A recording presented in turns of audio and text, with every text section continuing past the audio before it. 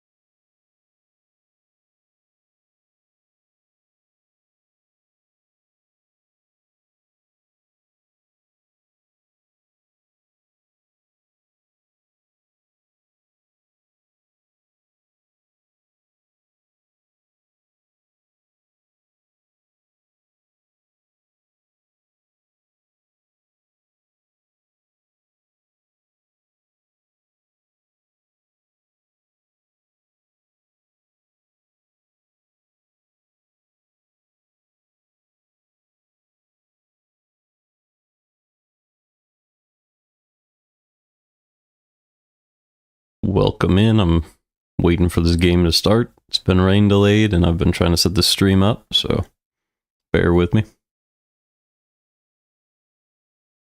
This is going to show... Okay. Got a couple people in here. Once the national anthem is over, I will begin to commentate on what actually happens in the game. And I will respond to the chat if anybody sends any messages.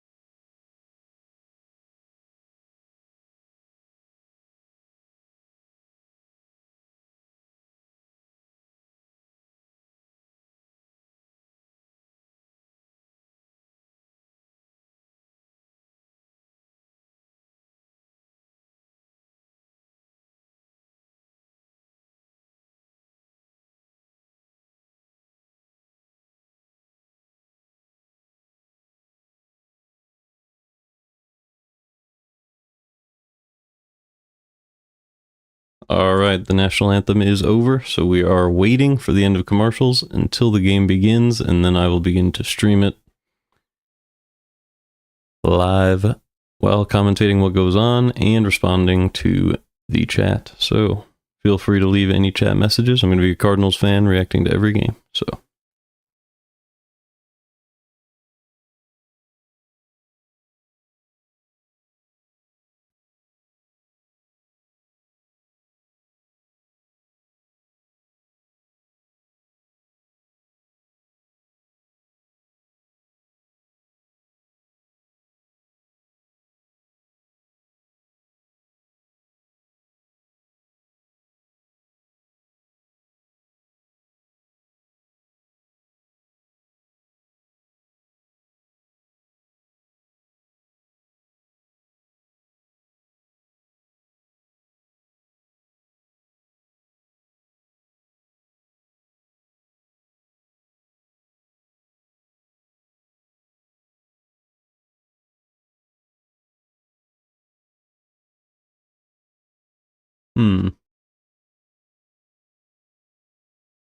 seems the YouTube is not streaming properly. Let's see.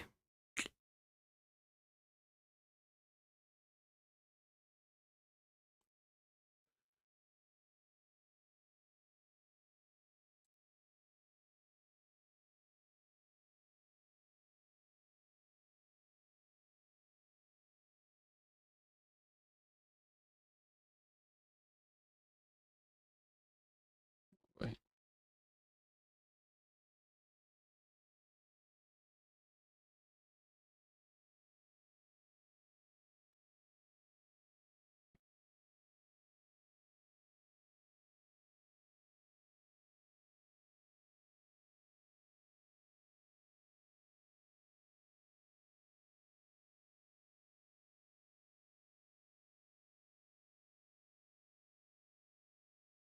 Looks like I am live, so that is good.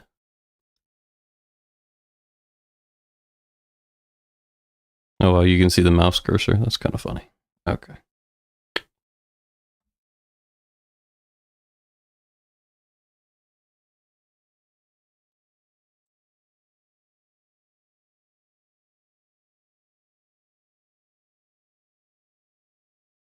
I'm not going to be streaming the game on the screen, but I will be commentating what happens and responding to the chat during the commercials, and you will be able to see the live scoreboard at the bottom of the screen. So it's probably the best you're going to be able to get on YouTube.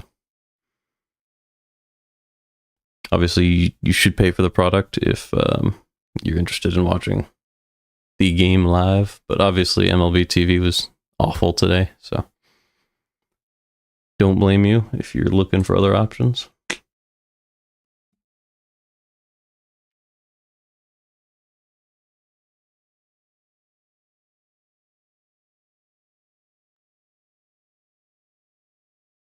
Let's see.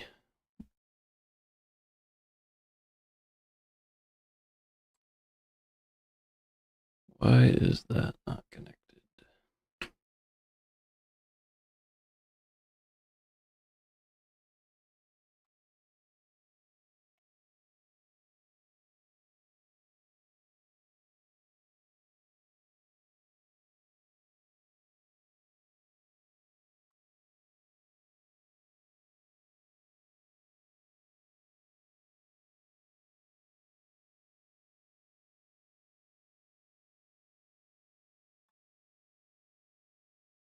Is the game, let's see.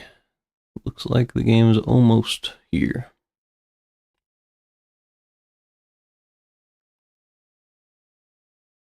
They're doing a little preview segment before the first hitter.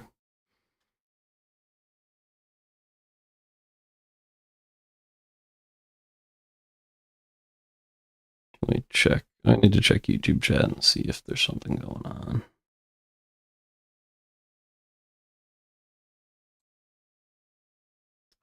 Just, I don't think anybody's commented on the YouTube yet.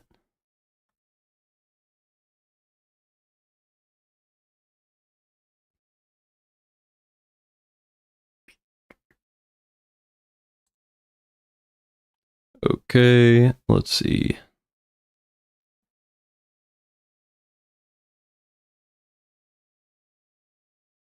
I'll let you guys know when the first pitch is out, and you will see everything pop up. Not the game, but I will commentate on the game, so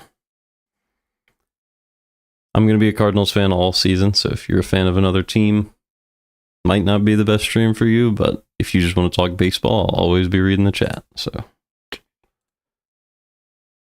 This is the first stream. It's the only one I'm going to start this early. I just wanted to make sure everything was working.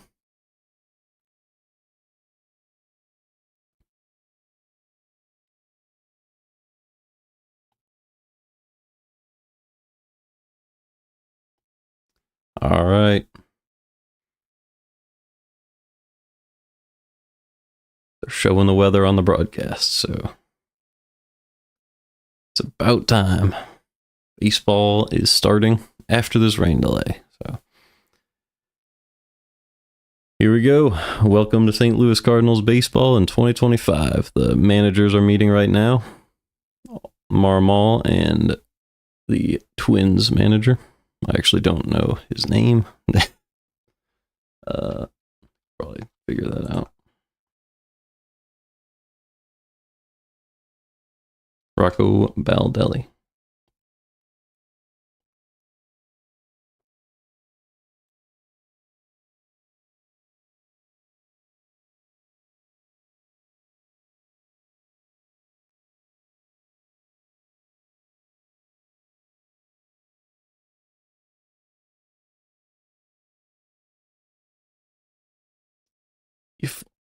If all of the players play to what they're capable of, I agree. I do think the Cardinals are capable, man. I think they're coming in, they're projected to win about 76.5 this season, and I see them as a 500 level roster, potentially even better than that. The pitching staff is weak. You will probably need to buy a couple pitchers at the deadline if you're trying to compete this season, especially with a team like the Dodgers or the Phillies, but to make the playoffs, I could totally see it. Like, Nootbaar's been injured a lot recently. You're going to have Contreras filling the void at first base, so you get Herrera and Contreras in the lineup instead of just one or the other with Goldschmidt. And yeah, it's a very, very young, like the youngest, let's see, you have 27, 28, 26, 24, 22, 24, 23. That's all in our starting lineup.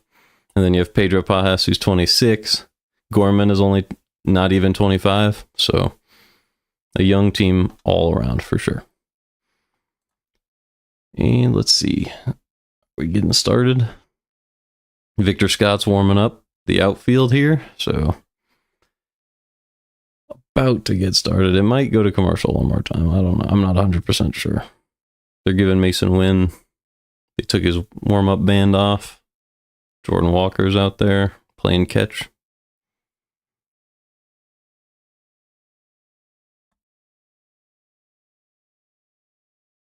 Even Siani's actually a lot younger than I realized. Siani's 25, so yeah, a lot of good options. The fact that Siani's only a year and a half older than Victor Scott is surprising, because it seemed like Scott won the starting job because of his age. So it's good that we have two defensive center fielder options, because a couple seasons ago, outfield defense was absolutely killing us. 2023, Burleson out there. You had Edman playing center field for a while.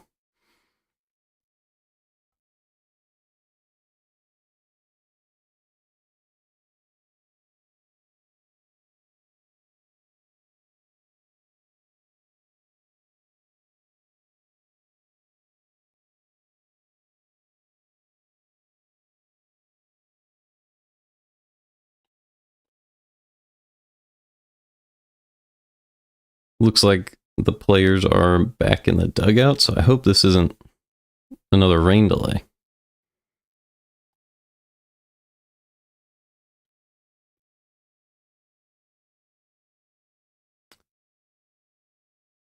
Looks like the umps are the only ones on the field now, so I wonder what is going on. It would help if I had the sound on, but I don't want to interrupt. Like, I don't want to stream it on accident or anything. So,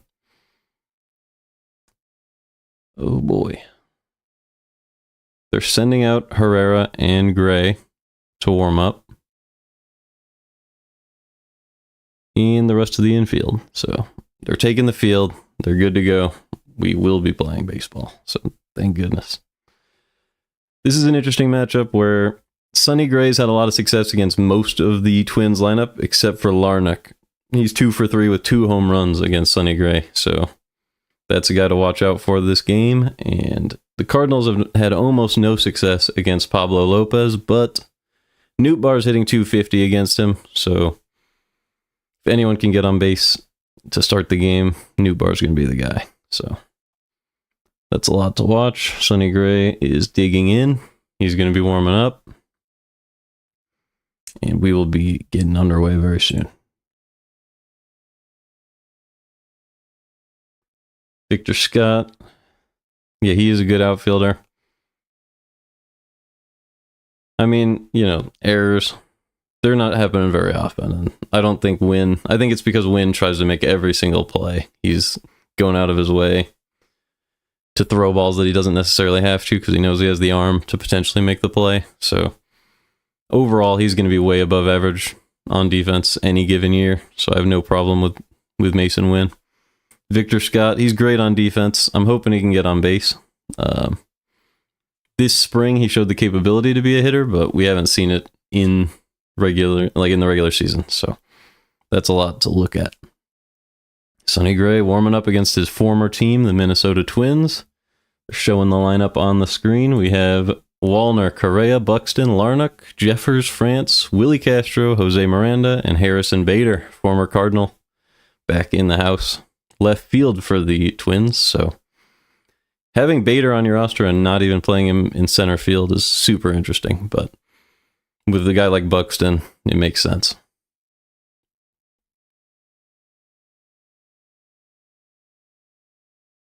And yeah, obviously, Jordan Walker, big story. He came up, he looked pretty good at the plate his rookie year, but we sent him back down and because of his defense, and then he couldn't come up and build it back up. So you could say we mishandled it as an organization. But if he develops this season, he's still young. It can work out for the best. So Wallner is stepping up to the plate. I'm going to switch to the live cast, and let's get this underway.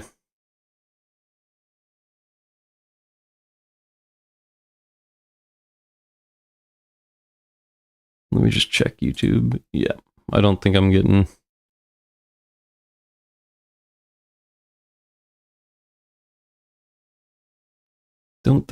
much chat from YouTube. But that is okay. All right, here we go.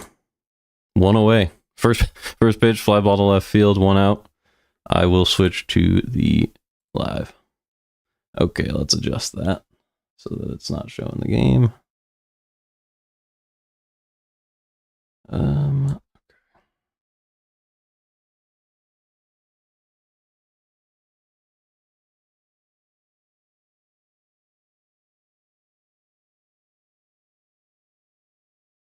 I had that set up. I don't know what's going on with that. Is that correct? Not quite. Oh boy. That is not what I was looking to do. Let's see.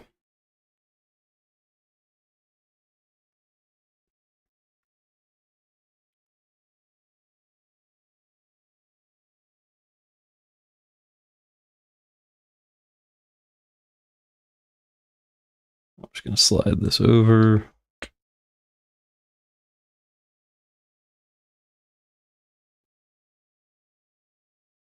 All right, the 1-2 to Carlos Correa.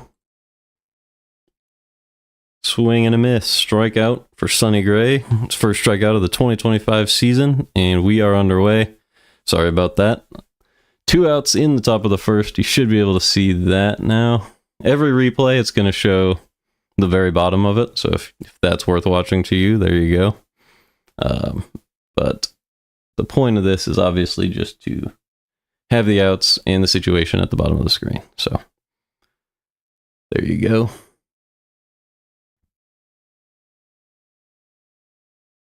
I'm going to see if I can adjust that. Well, no, that's fine. There you go. Ground ball, 3 outs. So Newt Bar's due up first, and Sonny Gray got through the first. I'm going to do a better job of commentating going forward, but obviously there was something wrong with the screen. So, okay. Due up next inning, we have Lars Nootbaar, Wilson Contreras, and Brendan Donovan. So Donovan will be the 3-hitter. Contreras, we're going with the best hitter at the 2 slot, like a lot of good teams do. But it's a deep lineup, so there's a lot to follow him. Donovan's a great hitter. Arenado's a great hitter. And we're pretty deep in the lineup, so I like what I see there.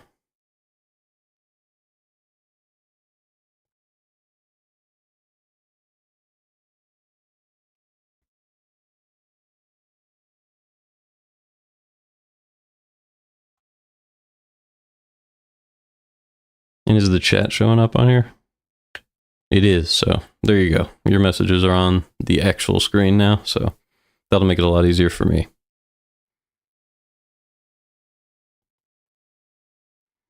The Twins put up a 0. You can see who's due up now, so there you go.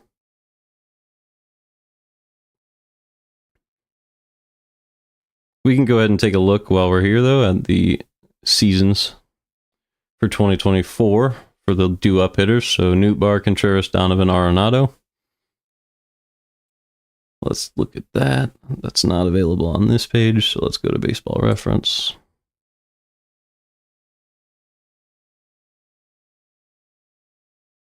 So if we look at that, Donovan, 112 OPS. He had 2.6 WAR, 278, 342, 417 for a 759 OPS. That's pretty good. Obviously, our best hitter was easily Wilson Contreras, but he didn't play very often last season. 84 games for a 136 OPS plus. 262, 380, 468 slug. If he can repeat that, that would be excellent. But you never really know. And you can see Herrera right next to him. Very good hitter. And then Nootbaar, you see he played 109 games, so that's pretty good, but he just wasn't quite as consistent as we would like. 244, 342, 417 for 758, 111 OPS plus. So no problem there. Let's get this back up. All right. Nootbaar is up. Didn't expect it to get through commercial that fast.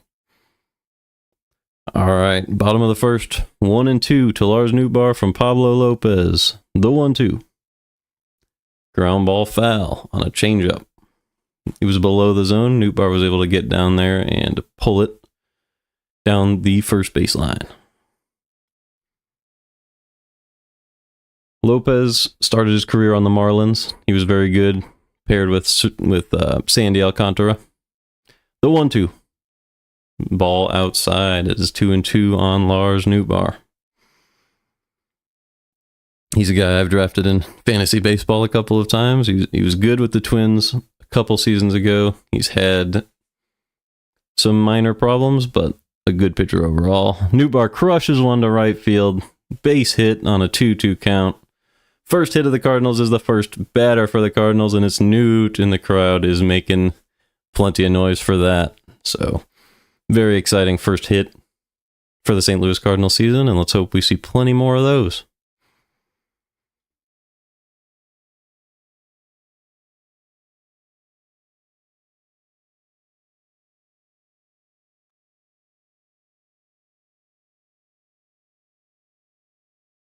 Contreras is up. Lopez to Contreras with Nootbaar on first. Ball 1 inside.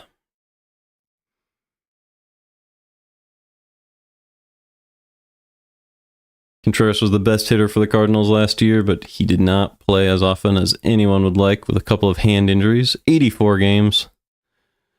There's a curve, a sweeper right down the middle.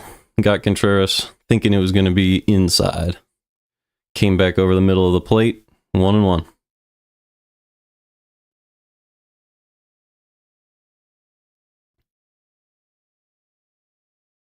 Nootbaar tried to steal second, and we have a balk called on Pablo Lopez that will allow Nootbaar second base. So apparently he crossed his leg or something. Nootbaar saw something and tried to steal second, and Lopez thought he was able to turn around and catch him, but it was a balk.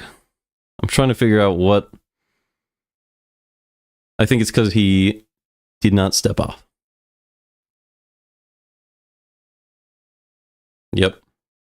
So there you go. Baldelli is not happy with that call, but it is what it is. Nootbaar is going to get second base awarded to him, and it is 1-1. Nobody out.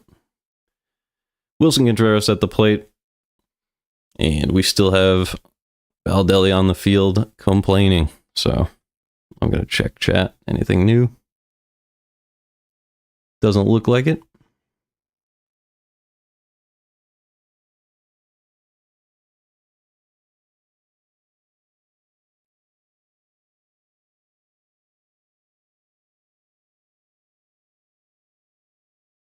Wilson Contreras, one of those rare players that came to the Cardinals from the Cubs. You don't see that. Well, you actually do see that a lot in baseball, but it is a bitter rivalry. So here's the 1-1 inside. It's 2-1 on Contreras.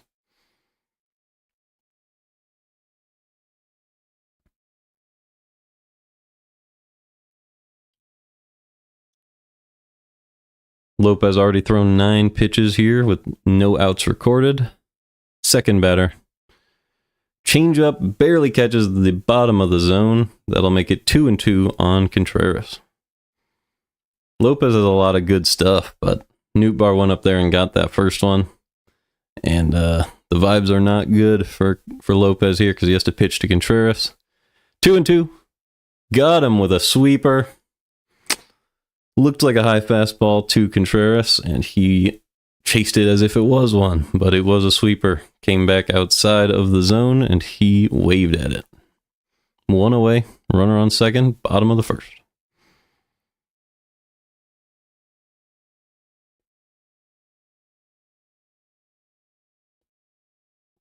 Brendan Donovan at the plate, bottom of the first, runner on second. Strike 1 to Donovan at the top of the zone, 96 mile an hour, 4-seam fastball. Donovan played 153 games last season. That's always a good sign. Great defensive player, versatile. Really my favorite Cardinal on this roster, I would say. We have an inside fastball, 1-1. You just love to see a guy hustle and do what it takes to win for his team. And that's what Donovan is, every bit of it. He went to South Alabama for college. The 1-1. Chases a low and outside changeup. What a pitch by Pablo Lopez. That was filthy. Absolutely no chance for Brendan Donovan. And it is 1-2.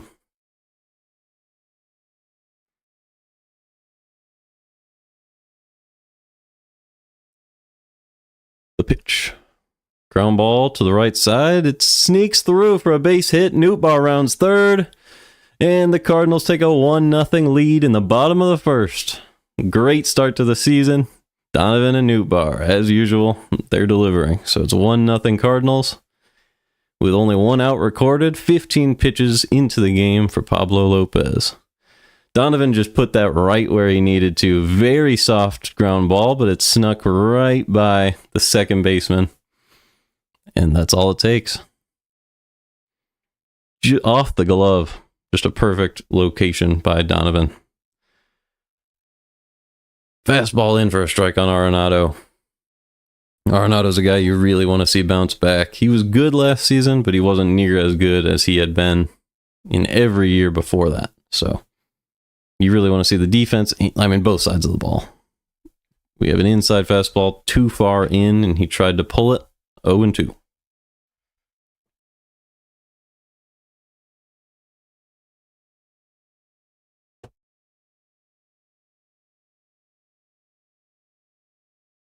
I mean, Arenado was able to play 152 games last season, so he was one of the constants in the lineup. Just wasn't constant production. Ooh, he just chased a sweeper that was about a foot out of the zone. Somehow managed to get wood on it. Still 0-2. I cannot stream the game, but I can commentate on it, and you can see what's going on at the bottom of the screen. It's the best I can do for you. MLB TV is up and running again if you have that. So what I'm here for is to talk to you during the commercials and commentate if you need someone to tell you what's happening. Arenado flies out to right field, and there's 2 away.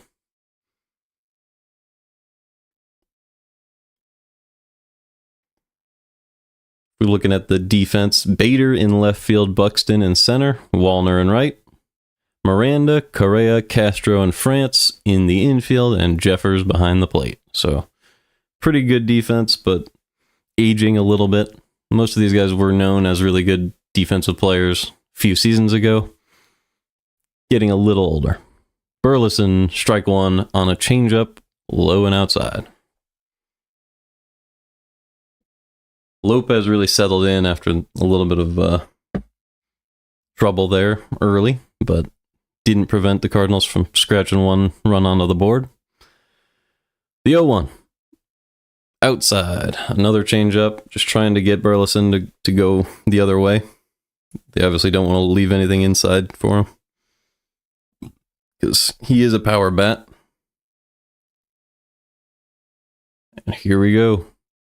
The 1-1 to Burleson. Chopped the other way for a base hit, and that'll put runners at first and second. There's Harrison Bader making the play in left field.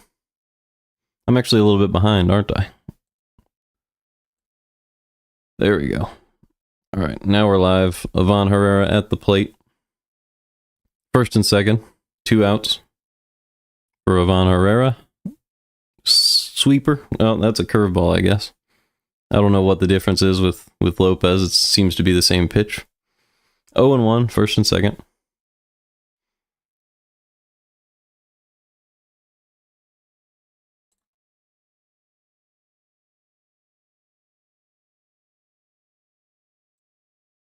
Oh and 1. Ooh. In the zone. Lopez right down the middle, but Herrera was late. That'll take it to 0-2. They're showing a replay from early April last season where Herrera was able to homer. Probably in his first game of the season, so that would be a nice thing to repeat. But it's 0-2 right now, so Lopez is threatening to get through this first inning with only 1 run allowed. High fastball, ball, 1-2.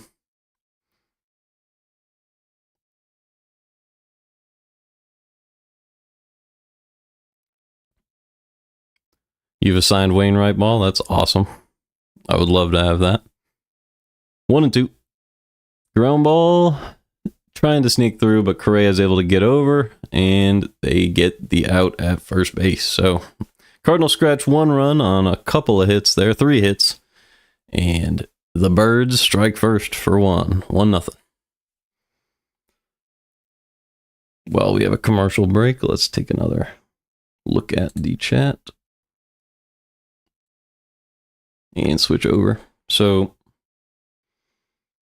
let's take a look at the Twins who are due up. You have Larnach, Jeffers, and Ty France.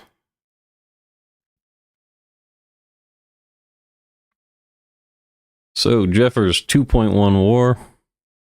I mean, Larnach was really, really good against Sonny Gray the one time he faced him. He homered twice, so I would watch out for that. But he was only a 1.3 WAR player last season. 116 OPS plus. I mean, that's still good, but especially at DH, can't accumulate WAR anywhere else. So absolutely nothing to be ashamed of. But yeah, my collection for the Cardinals is a little bit less interesting. Just a couple of baseball cards. I have Mark McGwire, Ozzie Smith, and a 2011 poster of the World Series, Game 6. So definitely the game that won me over as a Cardinals fan, without a doubt. I don't think I'll ever forget that game, but I don't think any Cardinals fan will if they were around to watch it. All right. You have a chance there to look at all the stats for the Twins, but I will switch it back over very soon.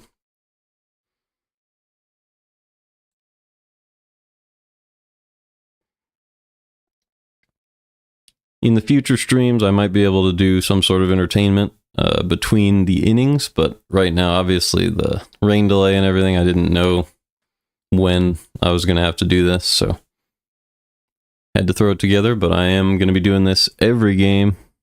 So if you want someone to talk to about the game during the game, and you can watch it simultaneously, that would be great. Or if you just want to listen and you can be a Cardinals fan online this season, then I would love to be the guy commentating the game for you. I'm going to be improving as I go, and that will continue right now. Sonny Gray back on the mound. So let's switch back over.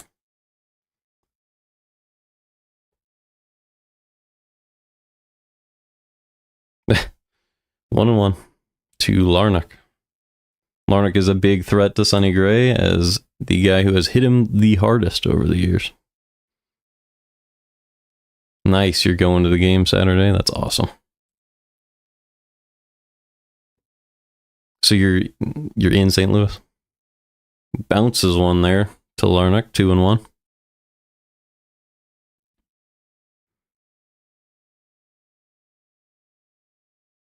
Yeah, the Cardinals are probably one of the best baseball teams to be in the city for because it's like so connected to the city. St. Louis, it's the Blues and it's the Cardinals, man. And the city embraces the team even when the team isn't perfect. Strike 2 on Larnach. He chased a sinker outside. 2-2.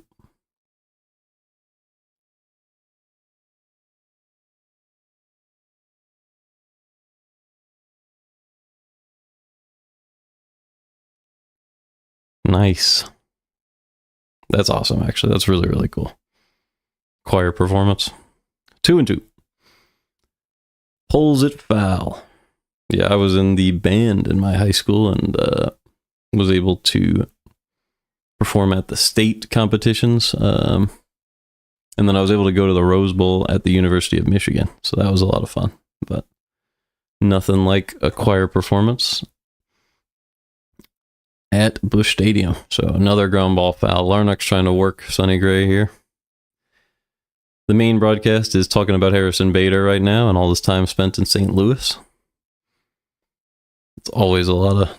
He was so much fun to watch in center field, but Cardinals really, honestly, that was one of their better decisions, was trading him for a really great pitcher in Jordan Montgomery, who they also got rid of at the right time, who has now fallen off for the Diamondbacks, but he was able to win a World Series in Texas, so I'm sure nobody regrets that.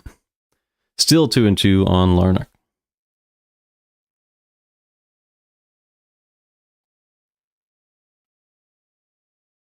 The windup and the pitch.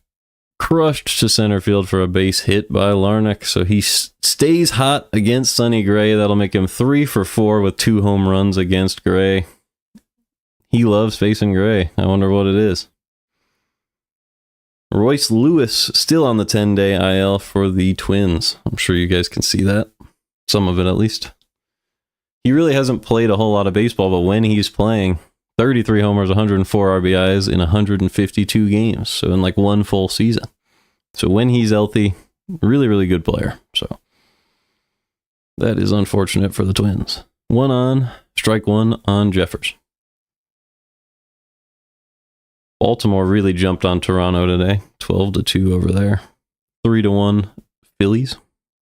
Finally took the lead in Washington, so they will spoil Washington's ceremonies today. It is a fly ball to left field. It looks like, ooh, wow. Wynn got out there and made the play. Our shortstop, and there you go. 1 away, 1 on.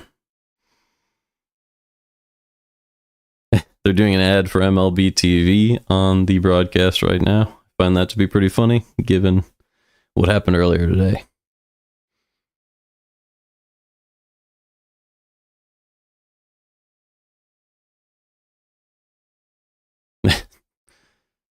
I will not be illegally streaming the game, unfortunately. All right, one out, one on. Another base hit. This one might get into the gap. Nope, it was cut off by Victor Scott. Nice job running it down. First and third for the Twins. That was a rifle out to right center by... Can't even tell.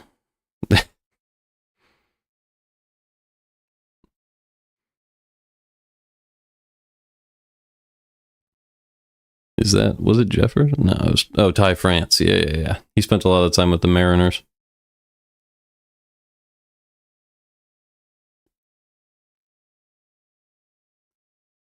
I didn't know he ended up on the Twins. Okay. Willie Castro, he's a former Tiger. He was on part of their run recently. Actually, he might have been on Cleveland. He might have been on the other side of that. All right, 1-0 to Castro. Chased a curveball. 1-1.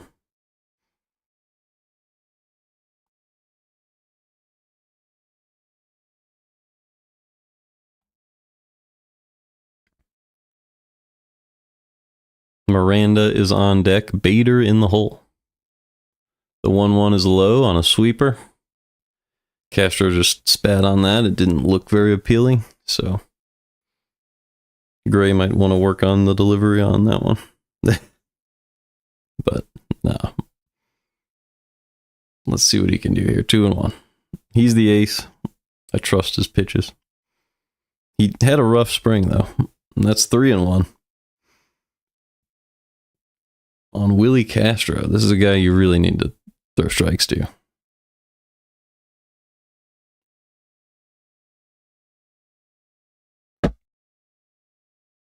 Keep it in the zone. Make him beat you, you know?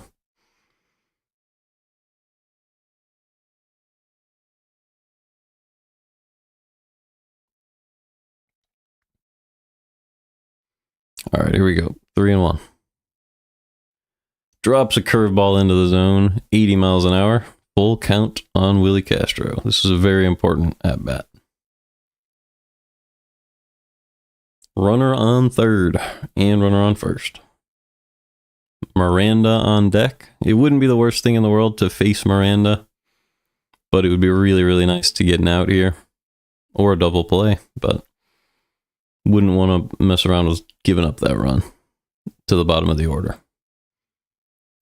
Tries to pick off France at first base, but did not get him.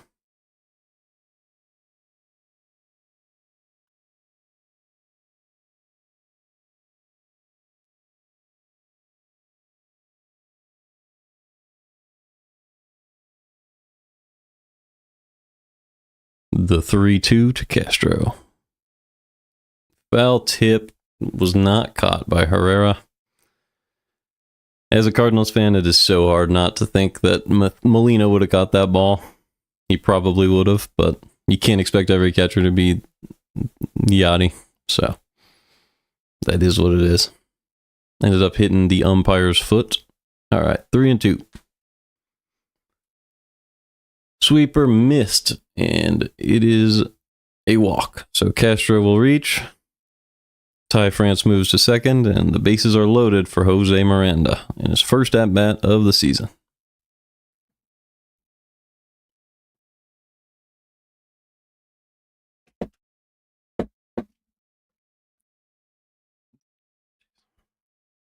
Here we go. Miranda only played 121 games last season. Looks like he went around. He did, 0-1. Started him off with a sweeper in the dirt. He did not expect that.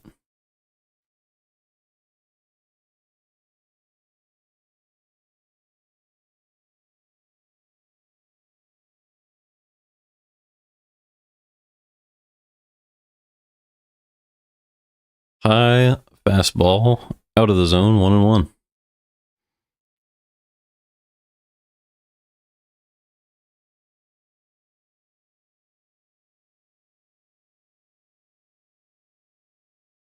Thank you for the follow, by the way. 1-1. Let's get the name. Big Boy Bot, thank you for the follow. You're the one who has the Adam Wainwright ball and the choir performance. It's pretty awesome. 2-1 on Miranda. Bases loaded. Gray's going to need to find the zone here. He has a really nice pitch mix. He mixes up the curveball and the fastball. Here it comes. Strike on a changeup. No swing from Miranda. Caught the outside corner with that one. Here we are, 2-2. Gray with a chance to get this out, which would take it back to the top of the order, or a double play would end the inning. Strike 3, got him with a sinker. It probably looked like the changeup. It was not low. Miranda thought it was low. And the bases are still loaded with 2 away now. Back to Wallner at the top of the order.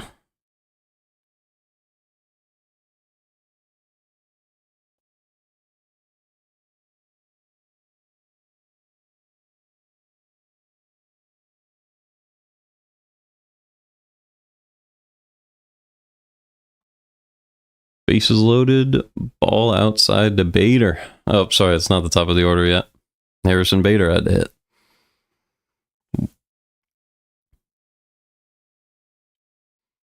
Bader was below average at the plate last season with only a 236 average, 657 OPS, in 143 games. And it looked like strike 1 to Bader, but it was called low, and it is 2-0. Gray really needs to find the zone here. Bader's a guy who can make you pay if you give him the opportunity, but they're shifting him to pull, so you can go low and in. Oh, timeout called by Harrison Bader.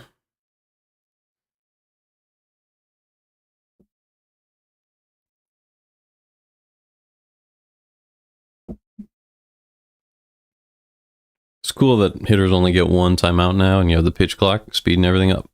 2-0. The 2-0 to Bader. Fly ball to right field. Can someone get there? Contreras will go get it from first base, making his first play as a first baseman, and he was able to get to it. So there you go. Sonny Gray pitches out of a bases loaded jam with no damage. Still 1-0 Cardinals.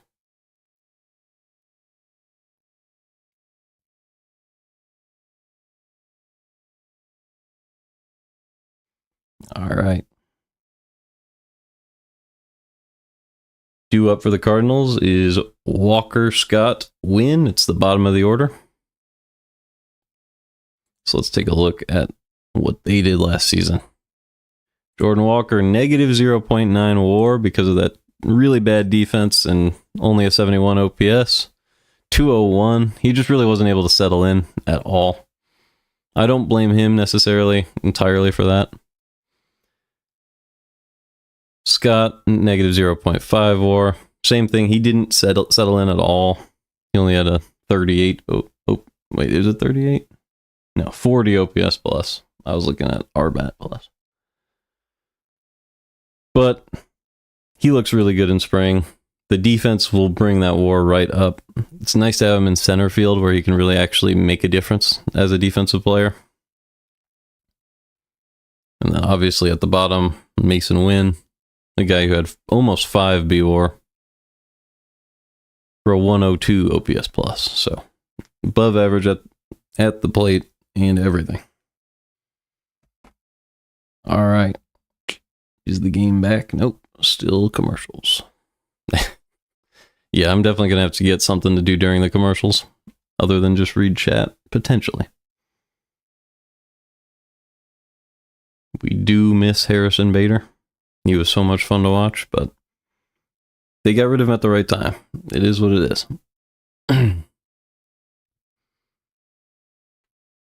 Goldschmidt, it would have been a crazy smart trade if they had traded him before last season, but it's a tough thing to see. And no one really knew when he was going to fall off. And he always performs in the summer. Sometimes he just starts slow and then he had it going by July. This time he just didn't. So it was strange. But I mean, even then, his second half was way better. All right, Jordan Walker, we are back. So let's go ahead and go back to the game here. Jordan Walker, foul ball. 0-2 on Walker already. Pitch clock really speeds this up. It's tough to always know.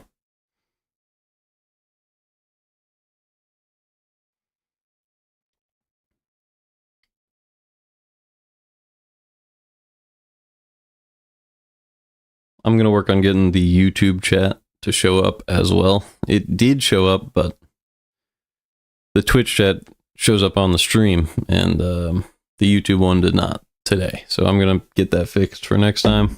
Here's the 0-2. Ooh, ball on Jordan Walker. It could have been called strike 3. It was the high and outside corner, and I think he called it high. Here's the 1-2 from Lopez to Walker.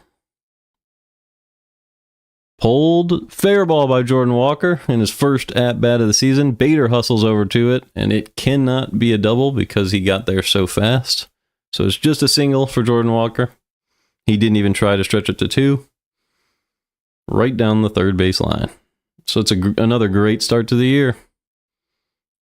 Base hit for Walker. This is really what you want to see. And now you almost think Victor Scott, they have to be a little bit worried about him trying to bunt his way on base. But, this is 2025, so... Oh, Walker tried to steal second, and they throw the ball away, and he reaches second base easily. I don't know what happened right there at all. The catcher made a signal, Lopez turned around, Walker was trying to steal, and he just missed the throw. Stolen base for Walker on an error. I don't know if you give him a stolen base, but he definitely got second base on an error, so... as a fan, it doesn't matter to me. Runner in scoring position once again. That's the second time that's happened. Lopez makes a mistake. Runner moves from first to second, and now you definitely swing away on a guy who was hot all spring training. And Lopez misses high on the first pitch, so it's 1-0.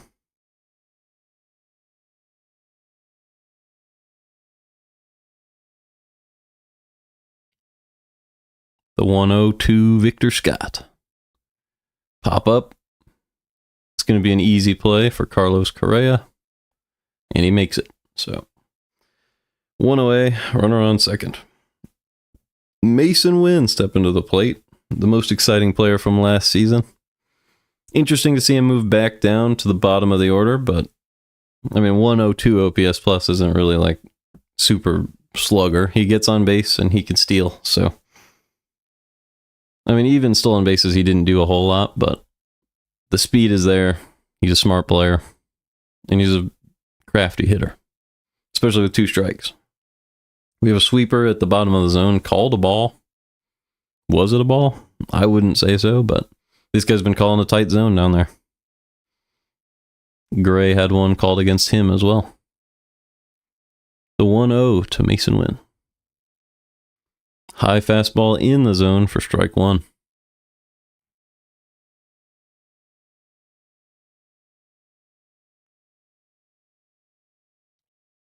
Wynn tried to catch up to that one, and he swung through it a little bit late. Lopez down and in on a sinker. Gets Wynn a little bit late on that one as well. 1-2.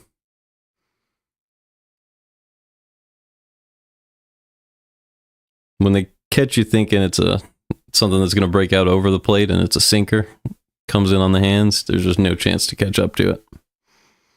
1-2 to Mason Wynn. Above the zone, he does not chase. 2-2. He thought about it.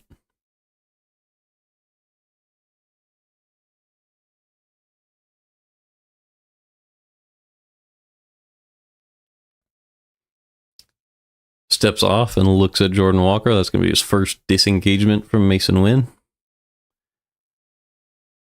Back on the mound. Back in position to pitch. 2-2. 1 away. Runner on second for Mason Wynn. Ground ball to the right side. Easy play for Castro. He makes it. Runner on third. 2 away now. Bottom of the second inning. 1-0 St. Louis. And Nootbaar comes back up with a runner in scoring position. So this is a chance for Nootbaar to have a run and an RBI in only the second inning of the season. So let's see if he can be the first one for both of those statistics. Well, actually, sorry. Donovan drove in Nootbaar earlier, so he has an RBI. But first one to reach both, at least. That is a outside 95-mile-an-hour four-seamer, 1-0.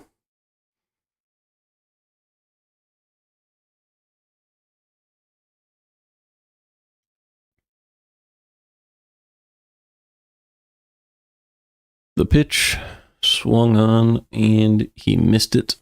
1-1.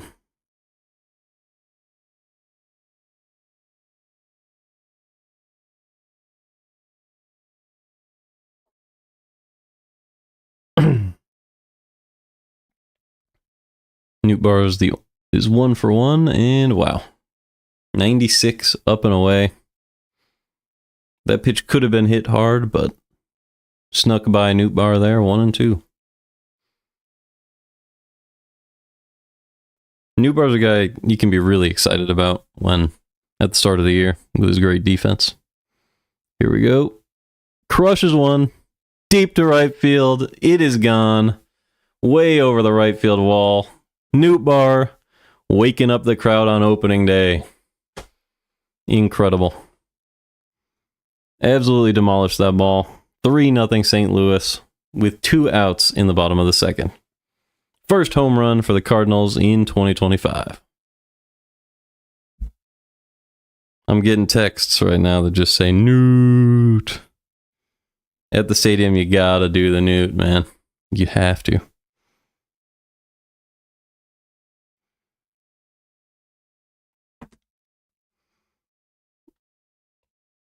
Nootbaar 2 for 2. See, that's the guy, man. If he wakes up, this lineup is incredibly scary. Don't give up on it yet. And a sweeper right down the middle to Contreras, 0-1. Nootbaar high-fiving everybody in the dugout, going down to the locker room.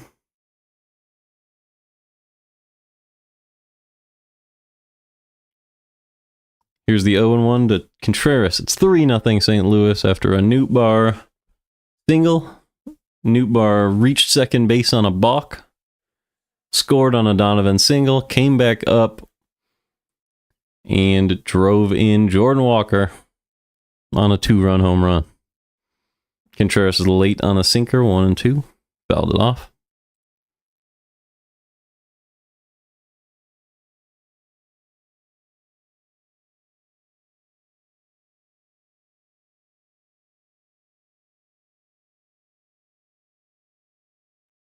One and two. Fouled away.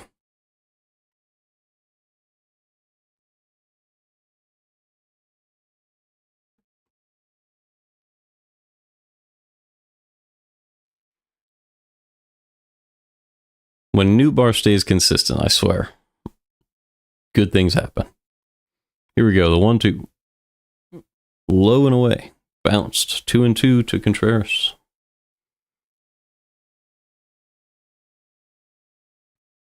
If you look at Donovan and you look at Nootbaar, those are the heart and soul, the identity of the team. Obviously, Wilson Contreras is a big contributor as a veteran righty. And he's up right now. 2-2 to Contreras. Swung on and missed on a sweeper, but it doesn't matter. Nootbaar drove in 2 here in the second. 1 in the first, 2 in the second for the Cardinals, and they're up 3-0 here on opening day.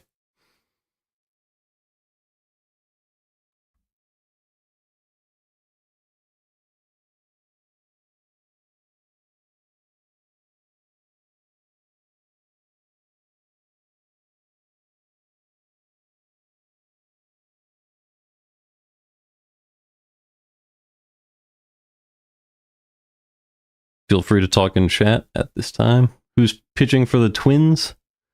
The Twinkies? It's Pablo Lopez, former Marlin, a very good player, I would say, but Nootbaar's getting to him. Nootbaar's easily the Cardinal with the most success in their history against Lopez. He now has 4 hits against him with a home run. Let me see if I can set up the YouTube chat to feed the stream, because it's tough when I see chat that is not showing up.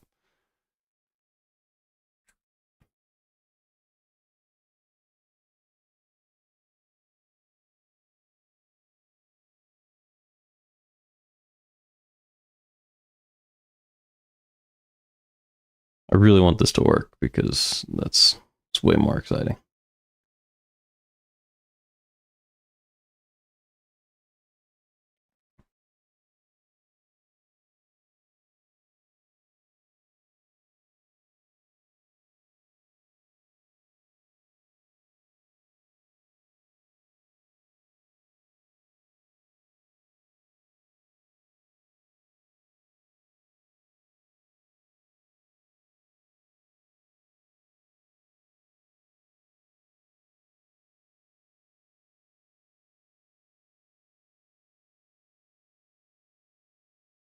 Okay, it looks like the chat is working now. If someone can test that out on YouTube. Ooh, I don't know. Never mind. Okay, we're back. Gray with strike one on Wallner.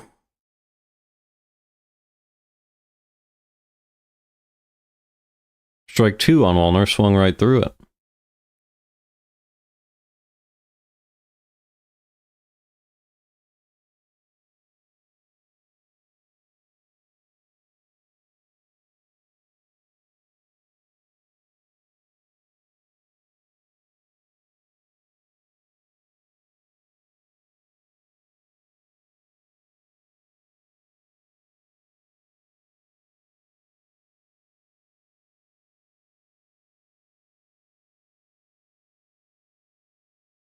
One and two fouled away.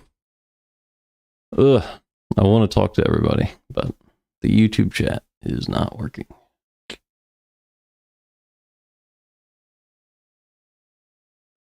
I've been able to check it, but let me not let that interrupt the game. One and two to Gray. I mean, sorry, from Gray to Wallner, and got him. Ooh, we have a missed call there at the top of the zone. A sinker was right in there, and they called it a ball. 2 and 2.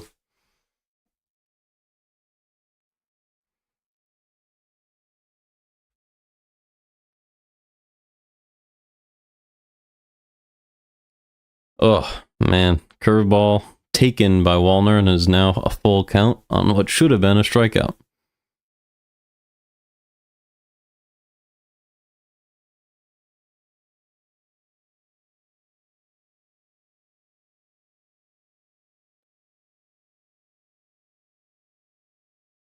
Test, yeah, I don't know.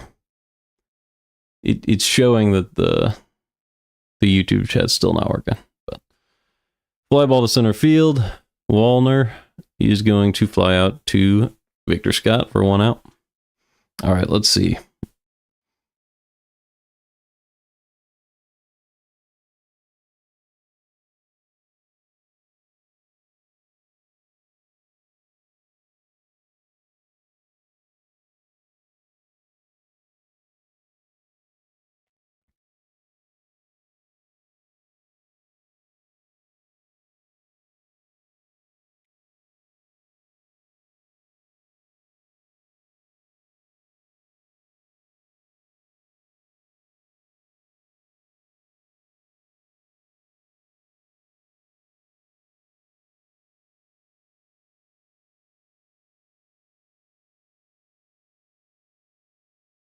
One and one on Correa. I'm trying to get the chat set up for YouTube because it's way more fun when it's working.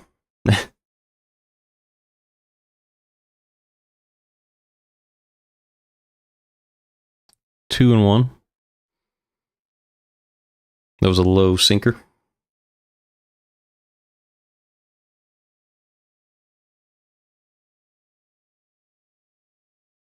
I guess this is what it is. I'll just have to check YouTube separately and set it up later today. I can still read your messages, the light, but they are not going to show up on the stream, unfortunately.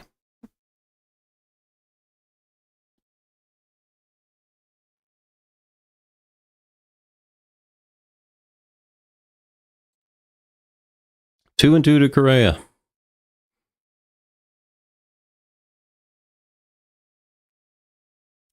Gray delivers, and it is a sweeper that he pulled. No chance Correa was going to chase that. Full count.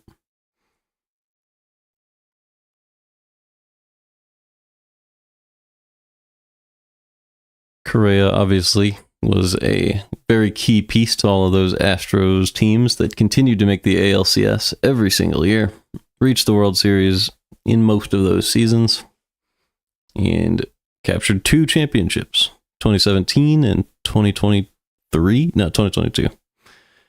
Ground ball, Mason Wynn makes the play. Because 2023 was the Rangers. 24 was obviously the Dodgers. And now here we are in 2025. 1 away. On a ground out to Mason Wynn. Byron Buxton steps to the plate. Center fielder with an injury history for the Twins, but when he's playing, he's excellent. He hit .279 with an .859 OPS last season. 0 for 1 today, and a pop-up easy play for Brendan Donovan. Walker calls him off. Out number 2. Oh, sorry, out number 3, and they're done. 1, 2, 3, go the Twins, and the Cardinals are coming up. Wallner, Correa, Buxton are out. Due up for the Cardinals are Donovan, Arenado, Burleson. Let's check the chat.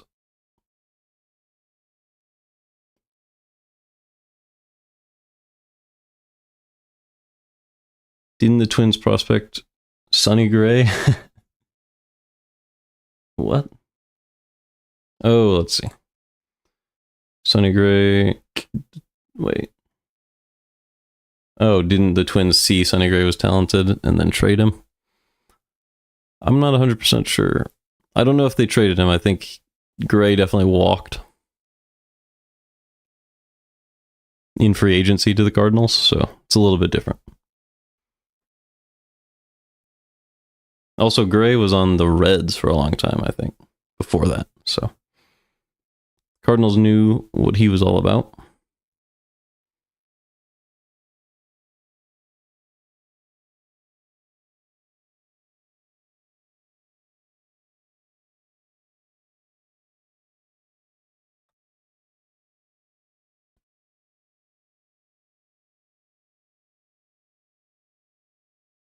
Let's see. I'm going to close this chat and see if I can reopen it and make it work properly.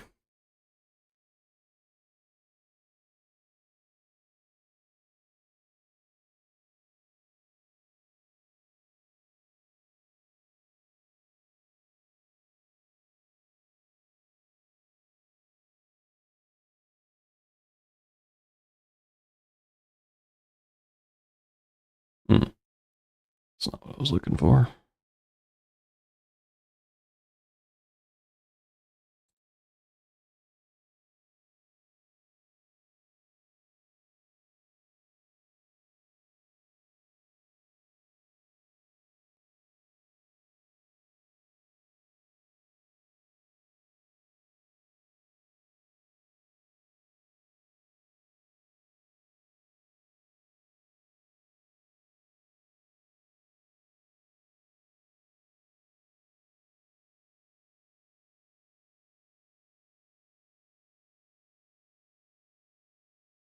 Ugh.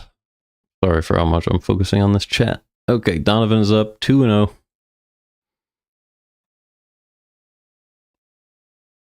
2-0 to Donovan. Low 3-0. So Lopez can't find the zone against Donovan. He's just barely missing.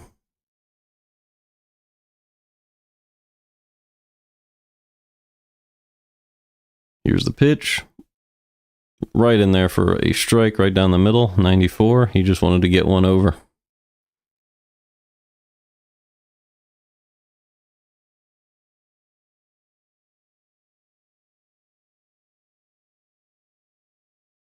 Ground ball, base hit for Brendan Donovan. They had him shifted, but he was able to pull it even further. The first baseman was playing on the line, so he was unable to get there. That was a ground ball that a normal first baseman would be able to make the play on. But Donovan's been practicing angles all offseason, so it doesn't surprise me one bit that he was able to sneak one through. It's his second hit where it's a ground ball, perfectly placed. 2 for 2 for Brendan Donovan. Now it's Arenado with a runner on. Chopped opposite way, sneaks by, and that is a base hit for Arenado, first and second for St. Louis. I have no idea how that got through. Willie Castro was unable to smother it. He tried, and it just snuck right by his glove.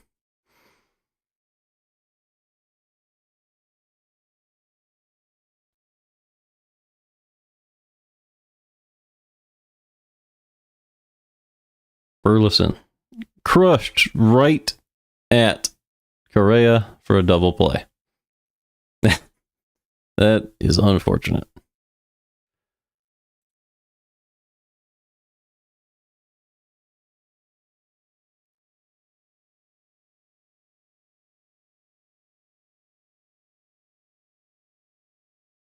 Now it's Ivan Herrera here in the bottom of the third. 3-0 Cardinals.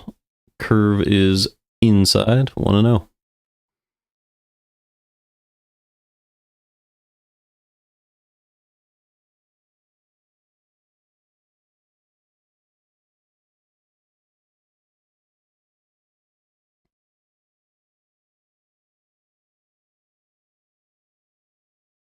The 1-0 to Herrera. Ground ball, base hit to right field, and Donovan's going to come around to score. 4-0 St. Louis. Donovan has an RBI and a run. Nootbaar has an RBI and a run. 4-0. Herrera's doing his job. Stayed on one, was late to it, just drove it. Just a good piece of hitting to right field. They had him shifted, and he put it where they were not. 4-0 St. Louis. I should sound a lot more excited. Just, I'm trying to get this chat fixed, but, that is what it is. 4-0 Cardinals. I'm happy. What a good opening day. Obviously, still a lot of game left to be played. You can't be too excited with the pitching staff and the lineup looking as they do. 0-1. Runner on first for Walker. Inside, 1-1.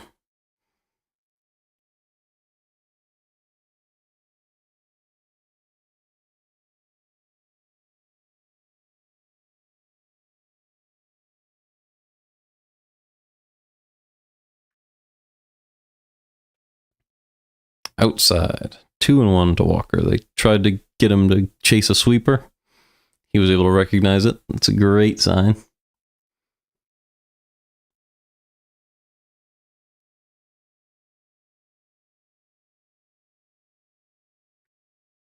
Two 2-1 to Walker. Inside, 3-1 on a sinker. So everything that Lopez throws just can't find the location right now.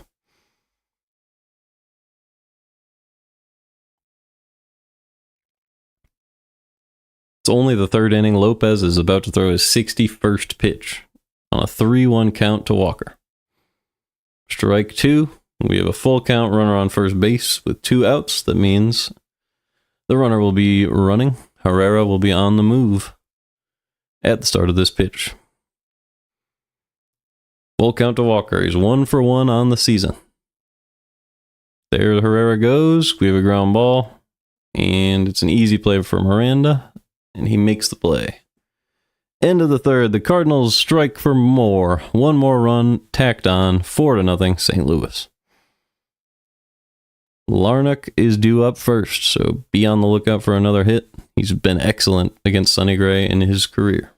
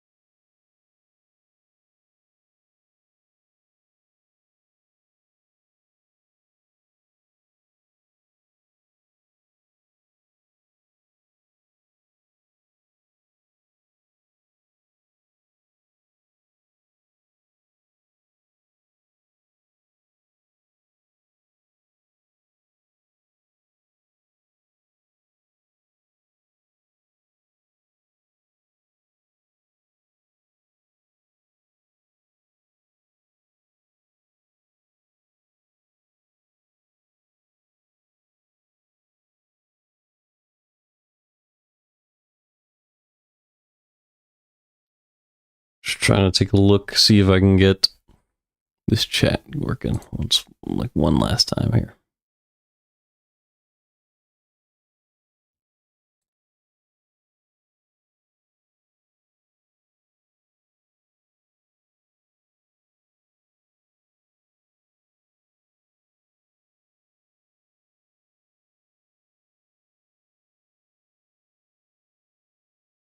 Like, I'm definitely live, so who knows?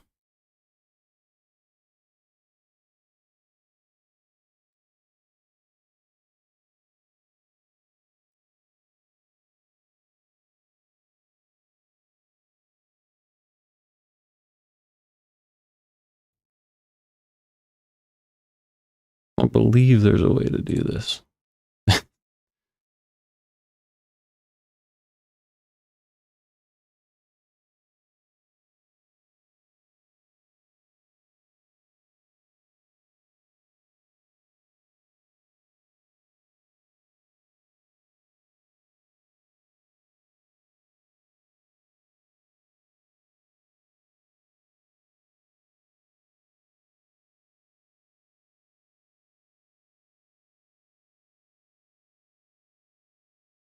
If I do this, let's see something.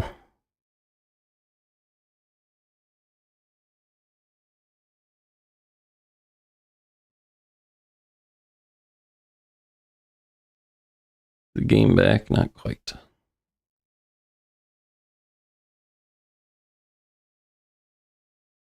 Cardinals are about to make me excited for the season. Yeah, Zach, you're one of all of us. We're about to truly believe in them once again. Now let's see if I can make this chat show up. So here we go. Oh, wow. Okay, so I just have to connect that once again.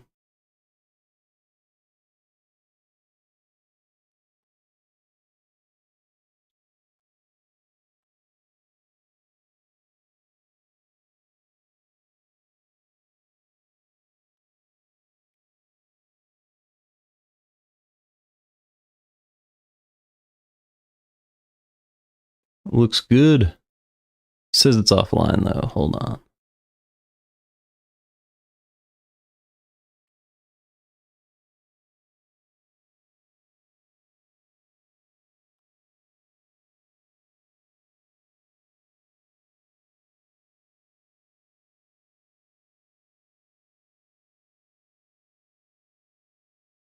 Here we go. All right, is the chat working? Still not working for the YouTube. So that's just not something I'm going to be able to set up today. All right, back to the game. Top of 4, Gray got the first out on Larnach, so finally he's able to retire that guy, make him 3 for 5 against him with 2 home runs. He struck him out, so there you go. I think he struck him out twice in his career, so you either strike him out or he gets a hit, I guess.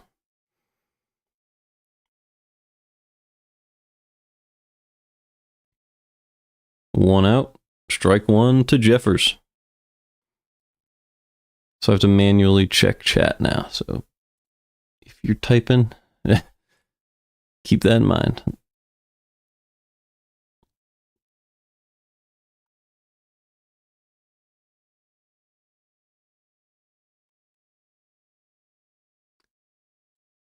Oh and 2 to Jeffers.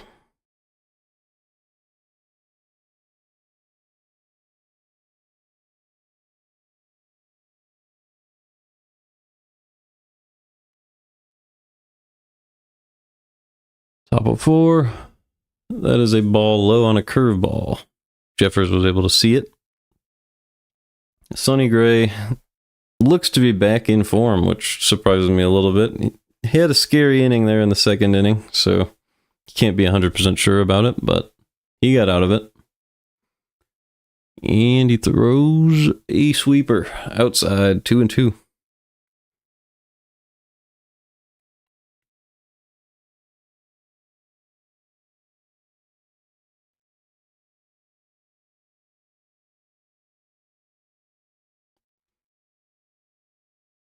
The 2-2 to Jeffers, up and in, full count. I will be streaming each game I'm going to do... All right, I'm going to lock in here. I'm going to try to give some really good commentary for the rest of this game. I'll check chat definitely during commercials, and will not try to fix it anymore because it's distracting me from the actual thing. So here we go. I'll fix it for next game. 3-2. Got him. Amazing changeup by Sonny Gray. Snuck back into the zone. 2 away. That is why you have an ace like Sonny Gray against his former team, the Minnesota Twins. Amazing pitch. And the ump got it perfectly. Caught the outside corner.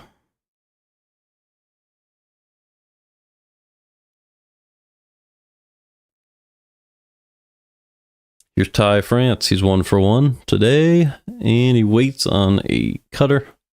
Pops it up foul. So that's the first time I've seen a pitch labeled a cutter from Gray today. I'm sure he may have thrown a couple when I was a little distracted, but a rare cutter from Gray. Foul ball, strike 1.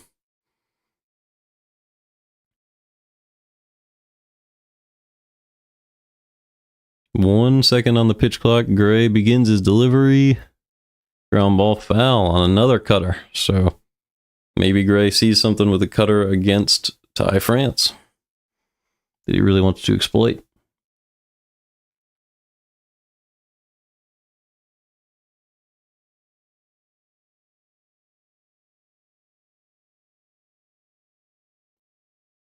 The 0-2 to Ty France.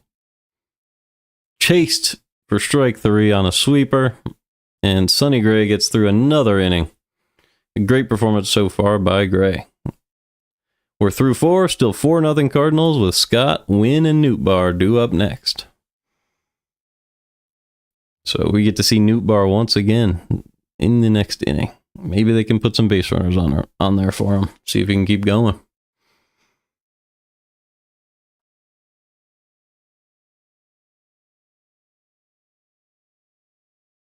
Let's take a look. Well, I mean, I'd love to play a game during commercials next time, but just not my most prepared stream. Especially with the MLB TV situation. It's a tough look for the league to have their streaming platform go down on opening day right when the first games begin, because that's when a lot of people begin to become invested in their team, as we are right now here as Cardinals fans.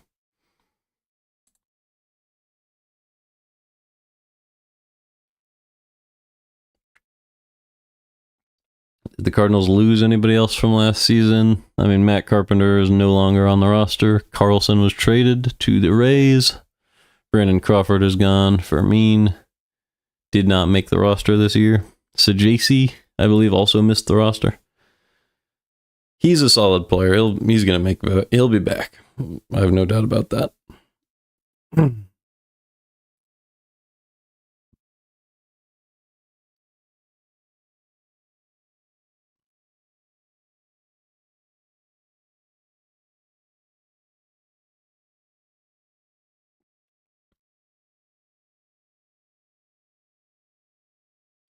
All right, the game is back. Let's head back over.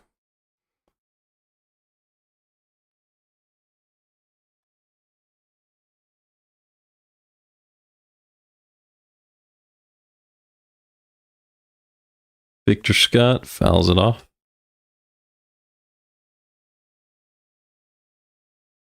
4-0 Cardinals here in the 4th. Victor Scott trying to add to it here. Nobody on. Nobody out. First hitter of the inning, Lopez on pitch 64. Outside, 1-1.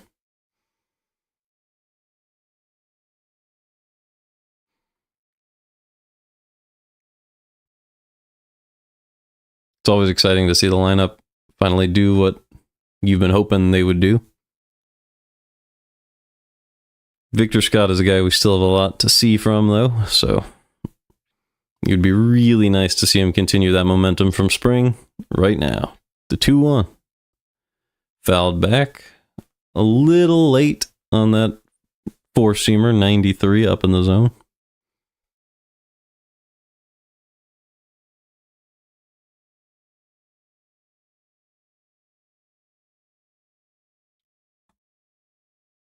The 2-2 to Scott. Swung on and missed. Changeup got him. Pulled a little out in front of it.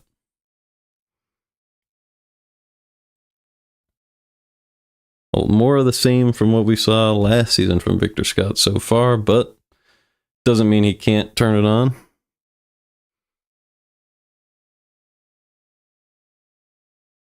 Now it's Mason Wynn, somewhat of the face of the franchise. Ball outside there. He's a guy that really turned it on at shortstop last season, right when we needed it. 1-0. Right in there. Low and inside strike, 94 from Pablo Lopez. Bottom of the fourth, 1 out. The 1-1 to Mason Wynn. He has a bunt. A solid bunt. Lopez makes the play and gets him at first. Bunted it with a little bit too much power. A play that only the pitcher can make, and Lopez was able to get over there and bounce it to first base. 2 away. Up steps Nootbaar, the hero of the first game of the season so far, with a home run and a single, along with a forced balk. I don't know if you call that a stolen base. I probably wouldn't. But he has a home run in the game. And strike one on a curveball. So Lopez didn't want to mess with any fastballs to start the at-bat off. Still wants to pitch to Nootbaar, even though he seems locked in today. The 0-1 is a ball outside on a changeup. 1-1.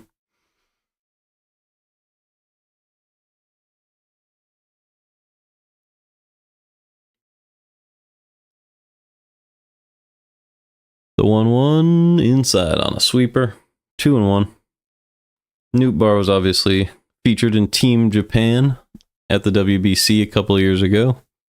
Gained a Japanese following that will follow him if the Cardinals ever play in Tokyo.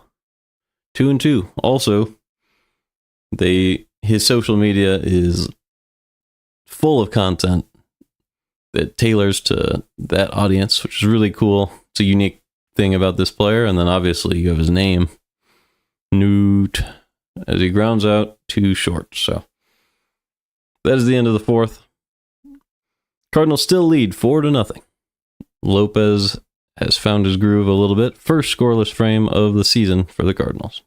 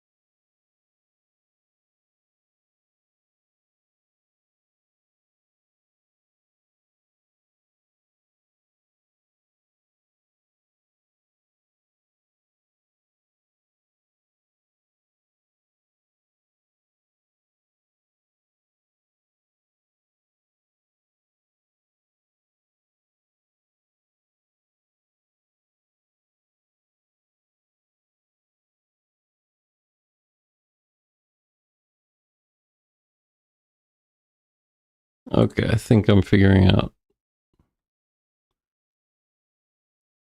how this might work here. With the chat, let's see.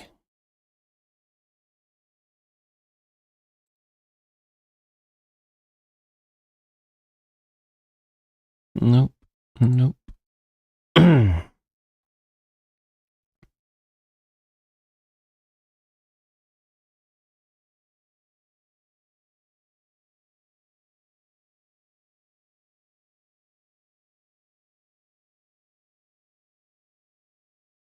Oh well, alright. I'll come back to that. Game is back on. 0-1 to Willie Castro. Shouldn't have done that, but okay. 0-1, 4-0. Top of the fifth, ground ball foul, 0-2. Came on an inside curveball. Gray has everything working now after a spring that led to a lot of people questioning him.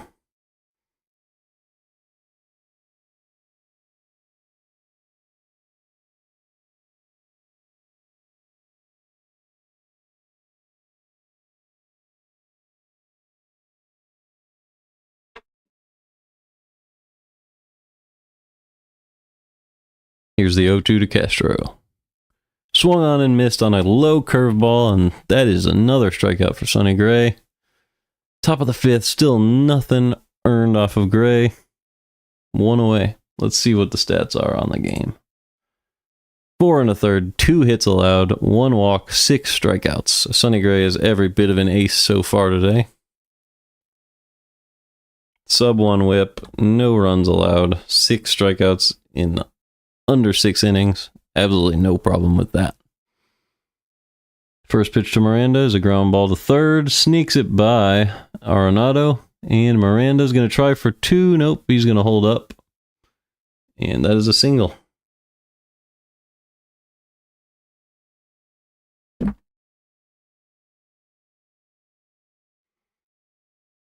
So right when I'm complimenting Sonny Gray, he gives up a single. Not the worst thing in the world. Still 4-0 Cardinals. But the Twins have something brewing so far. This is like the first time since that bases loaded jam where the Twins have a base runner. And it brings up Harrison Bader, a man we miss in St. Louis, but he got to play for his hometown Yankees, and we got Jordan Montgomery out of the trade, so worked out for all parties. Bader is 0 for 1 with 1 out here. Up and outside, 1-0.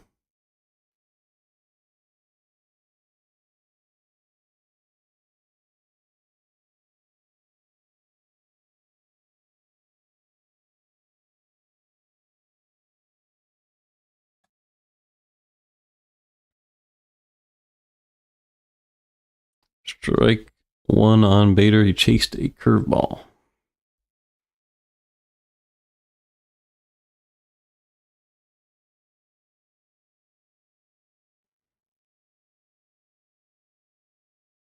The 1-1 with a runner on first is another chase. 1-2. It would have been a strike anyway in the outside lower corner there, but he swung right past it. He was way too early. And here's the 1-2 to Harrison Bader. Did not chase that time, but he showed the possibility of it with a check swing. Wasn't really close to swinging, but didn't completely lay off. 2-2 on Harrison Bader.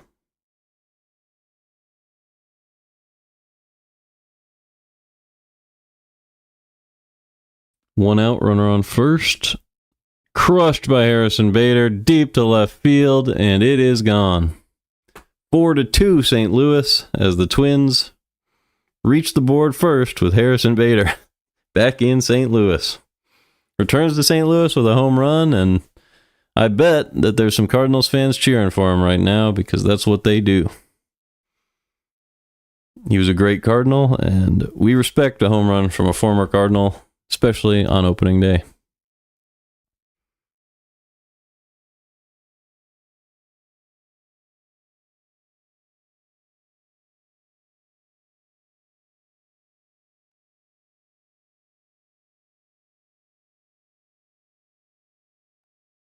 Up now is Wallner, and it's 2-0. Sonny Gray missed the zone on the last 2 pitches.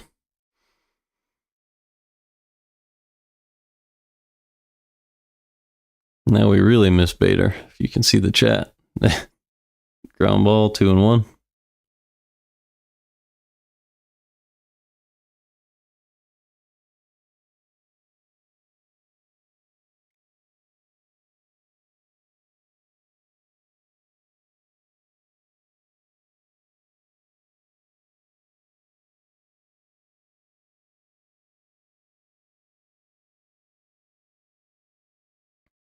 Missed inside with a cutter there on Wallner.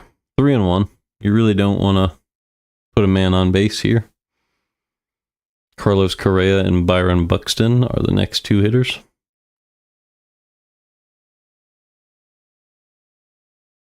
The 3-1 pitch to Wallner.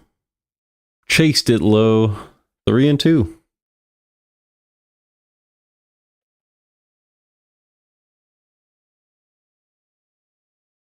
So Gray might have walked him there if he did not swing, but Wallner did chase, so can't play the if game. Timeout by Wallner, stepping out. Giving himself a breath. Stepping back in to hit. Cardinals now have a man warming up in the bullpen, just in case. Here's the full count. And it's high. So that's the first walk of the day for Sonny Gray. Actually, it might be the second. Yeah, that's the second walk of the day for Sonny Gray. 1 out, runner on first base, top of the 5th. And up steps Carlos Correa as we have a mound visit from Ivan Herrera.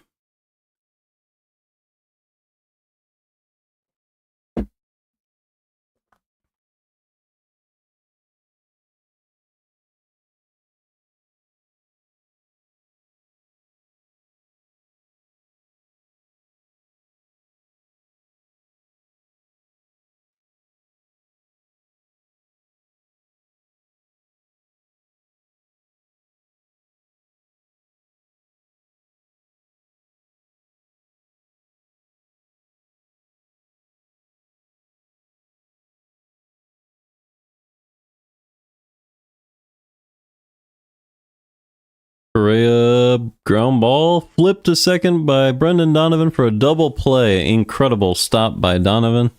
Thought that was going to get through, but he was able to smother it, flip it to Mason Wynn, and turn 2. What a play. And we're through 5 in the 5th, 2-4 Cardinals. We're through the top of the 5th, at least. Sorry. We go to the bottom of the 5th with Contreras, Donovan, and Arenado due up.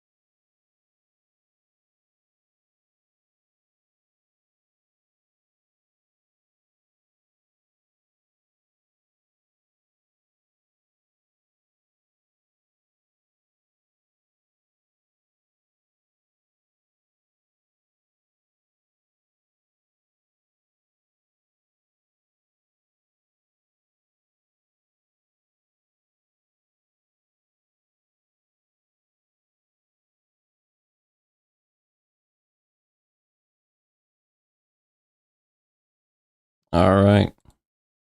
We're back. Contreras is up now. 1-1. Bottom of the 5th. Contreras fouls it back. 1-2.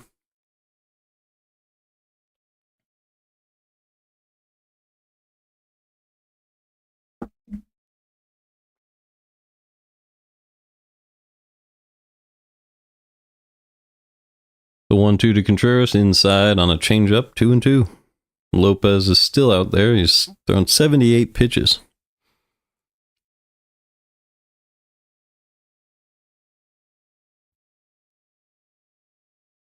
The 2-2 to Contreras is another changeup fouled off of the catcher, who does not make a big deal out of it.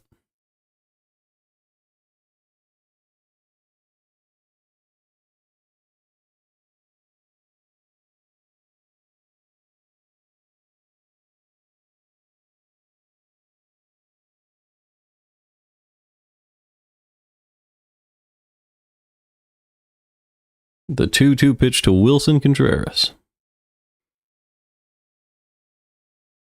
Fouled back. Contreras has been a big topic of discussion over the years. Came over from the Cardinals. Came over from the Cubs. Had to follow Yachty, so there was a lot of pressure to be a perfect defensive catcher, and he could never really live up to that. So he had to deal with all of the scrutiny in the world. The 2-2. And he still delivers when hitting, but not this time. Fly out to right. He's 0 for 3 today. I like the move to first base by Contreras because it gives him the chance to... I mean, obviously, it's unfortunate that he had to learn a new position because it is a difficult position, but he's going to be able to get in the lineup every single day, and that's very, very important for the consistency of the hitting of the Cardinals and for the DH, like Burleson, to play every day. And when you have to DH Contreras to get him into the lineup, then a lot of guys have to play where they're not comfortable more often. This gets a lot of guys a chance to rest on DH days. And here's a ground ball to second base. And now there's 2 away. Donovan grounds out, and here comes Arenado.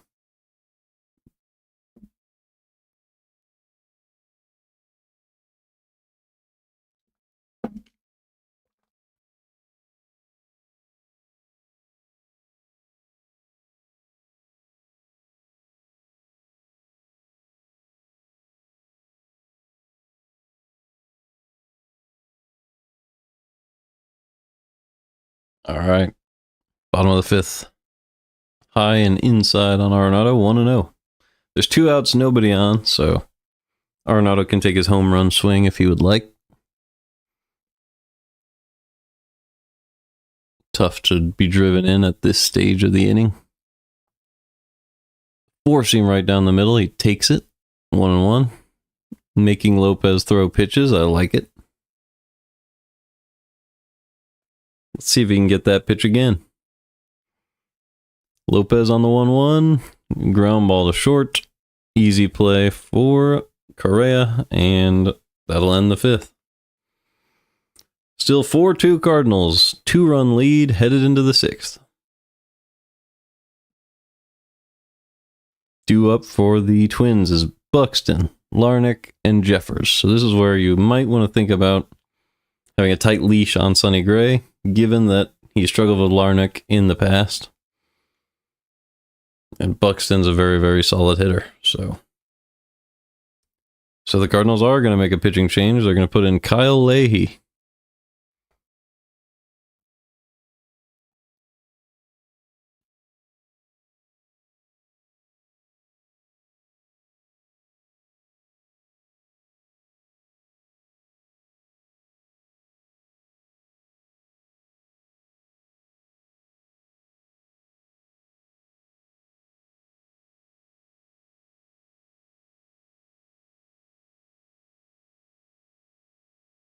That's an interesting pitching change.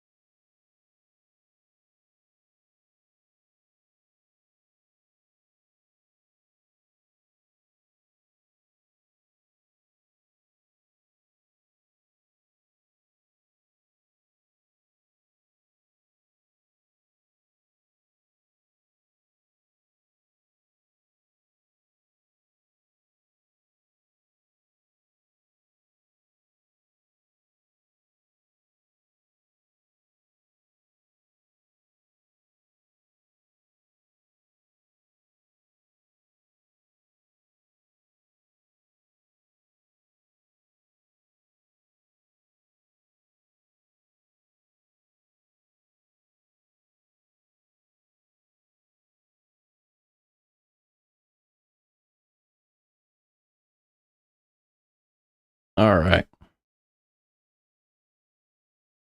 We're back in the top of the sixth. Arenado walking out to his position.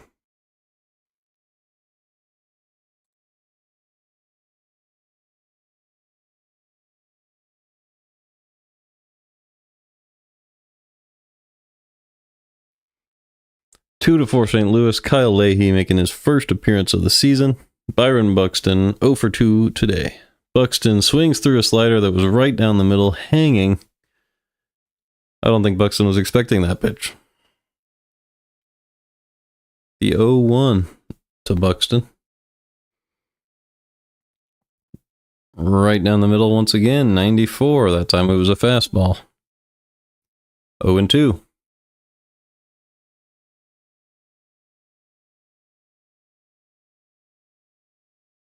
Buxton hit 279 last season, but it's 0-2 now. Way too high. 1-2 to Buxton.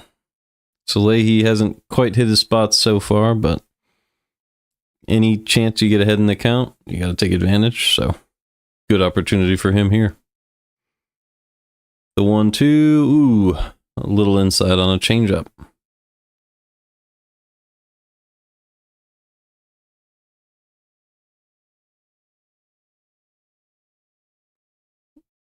If you are watching, I would love to hear you in the chat. 2-2. Outside, 3-2. I'm going to come up with plenty of fun stuff to do during commercial breaks.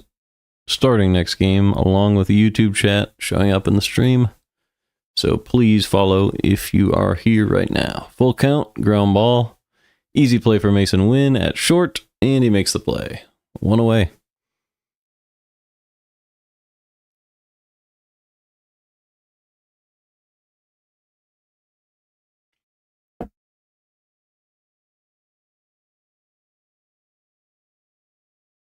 Let's check out Leahy's stats last season.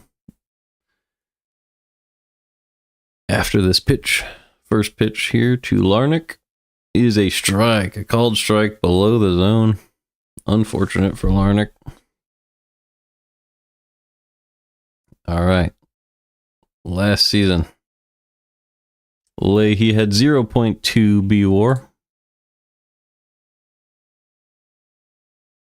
as he goes ahead in the count 0-2 on Larnach.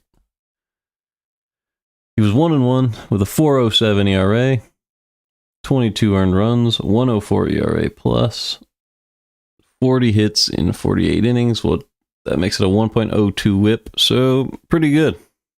Not excellent, but not bad at all. And here's the 0-2 to Larnach. Foul ball.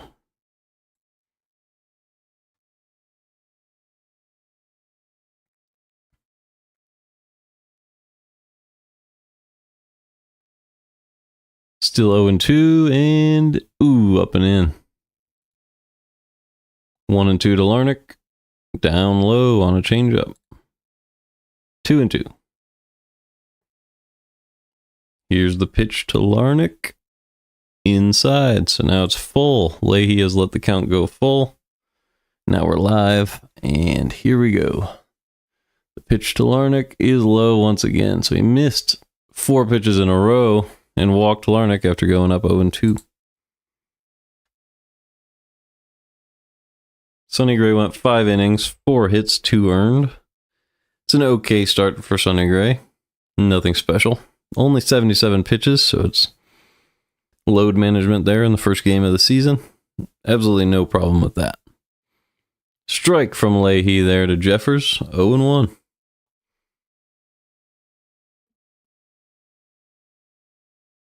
Jeffers hit 226 with 21 home runs, 732 OPS last season. It's more of a power bat than an on-base guy. Foul ball there by Jeffers, 0-2.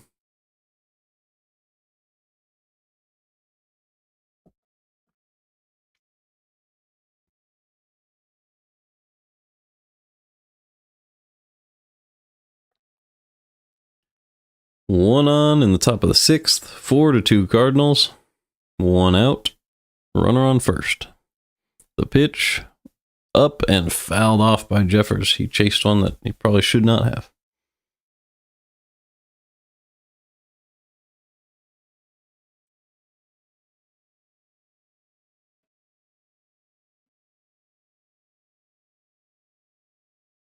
Oh, there's a curveball way short of the bag there. Way short of the plate. 2-2. That was a very interesting play there.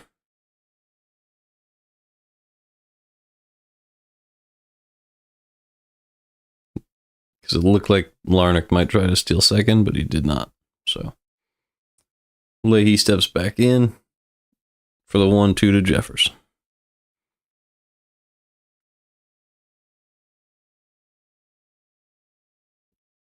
Herrera. Ooh. There's a sweeper. Herrera called a sweeper. He was positioning himself outside, so I was wondering if he might try to pick off Larnach at first base.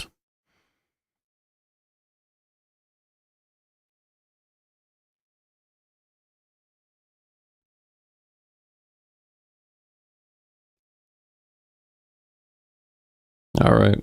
1 out, 1 on, 1-2. Crushed to right field for a base hit for Jeffers. Really nice piece of hitting. Didn't hit it. Didn't try to do too much there. Just got the barrel to the ball. Rocketed it out to right field. 2 on.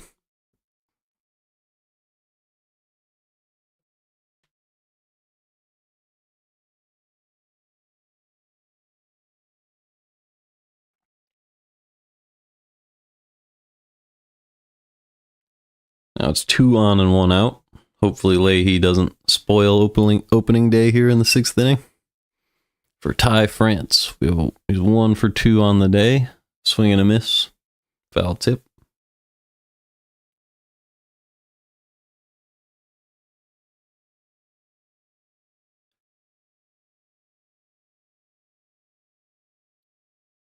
Last season, he was a little bit below average. 234, 13 home runs for a 670 OPS.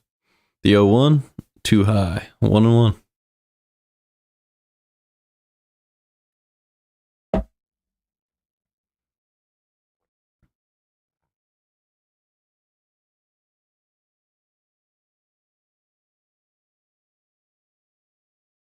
The 1-1 to France from Leahy.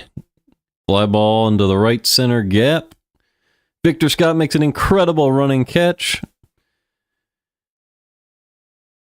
Runs it down, no runs score. 1st and 3rd now for the Twins. That's the type of center field defense that we've been missing for the last couple of seasons for the Cardinals. Ciani might have made that play last year, but Scott is a guy who might be able to get on base, so it's great to see him making a play like that. That's a double all day in most ballparks.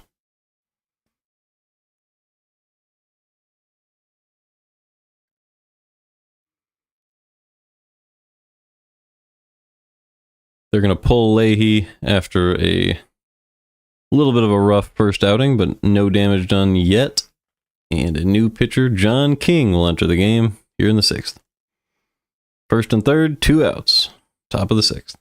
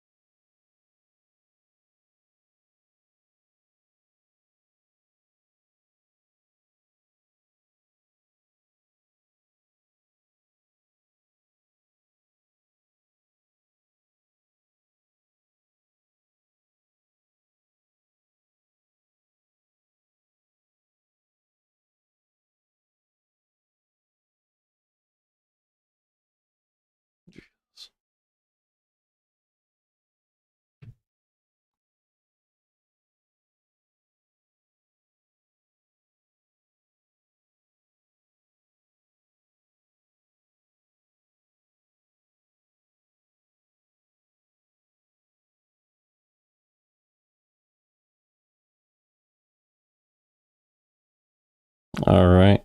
Bottom of the fifth, one out already. Or hold on. No, that's just the YouTube stream. That was a while back. Sorry, it's still the top of the sixth. What is going on the YouTube stream, though? Oh, I see what's happening. Okay.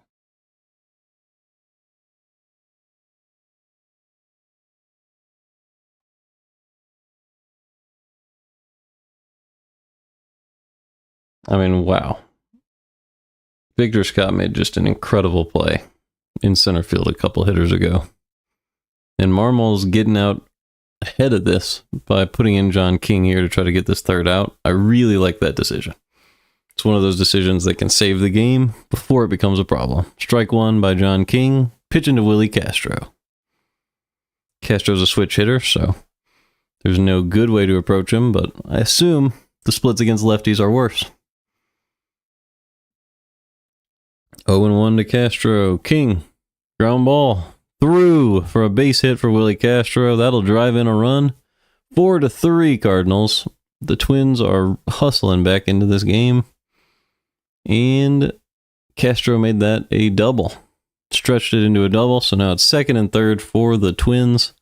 Did not look like a double. It was a very slow grounder, but I guess we had left field playing too deep, and he was able to stretch it. Great hustle from Willie Castro. And Jose Miranda comes up with a chance to give the Twins the lead or tie it. With 2 outs, runners on second and third. And the Cardinals are really hoping to limit the damage to just the 1 run this inning. So John King pitches to Miranda, fly ball foul.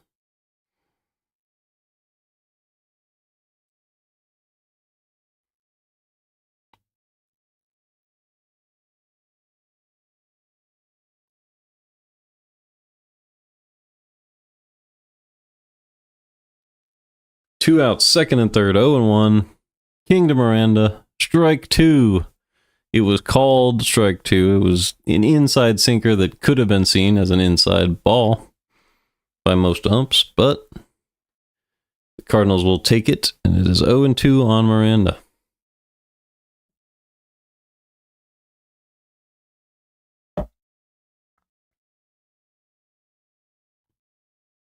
Low and outside, ball 1.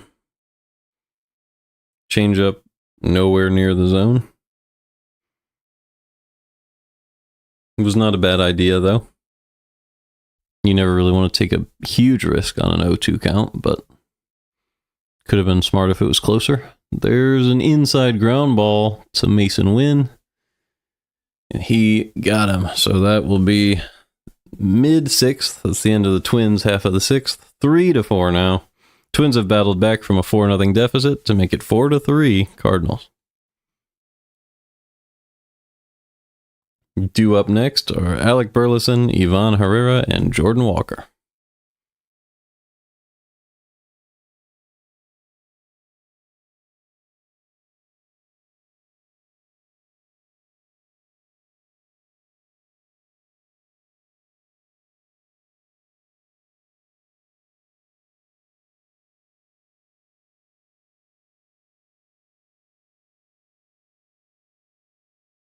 This has been pretty excellent baseball so far here for opening day. Can't ask for much more entertainment than this. Lopez has thrown 87 pitches, so you wonder if they go to the bullpen. It looks like they won't, but we don't know for sure. I'm going to take a look and see what their bullpen did last season. So, Twins. Last season, their bullpen included Joanne Duran. Is it Yoan? I want to say it's Yoan Duran. Cole Sands, Griffin Jacks, Jorge Alcala, and Caleb Thielbar. With Louis Varland at negative 1.4 WAR. It's not a good season, but we'll see who they are going with.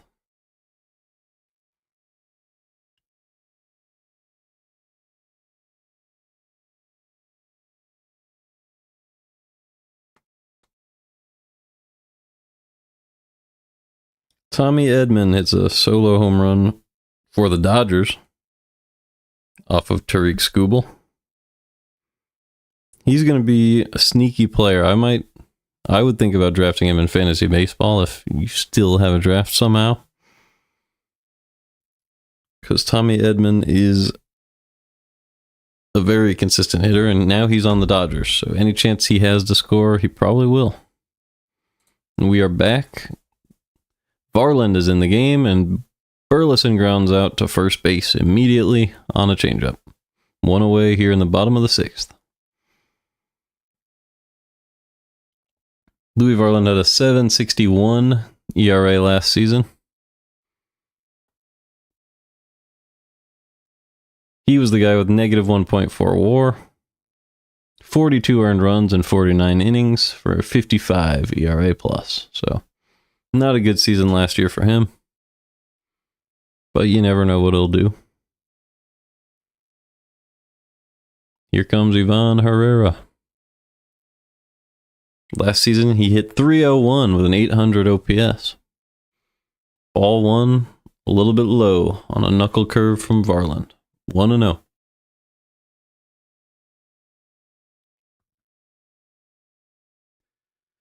One out, nobody on. Herrera, that's a ball. 2-0. An outside fastball. Could have been called a strike, clip in the corner, but that is not the way the zone has played today, so nobody expected that one, especially with where the catcher was set up. 2-0. Smoked foul by Ivan Herrera. He was early on a low and inside four-seamer. 2-1.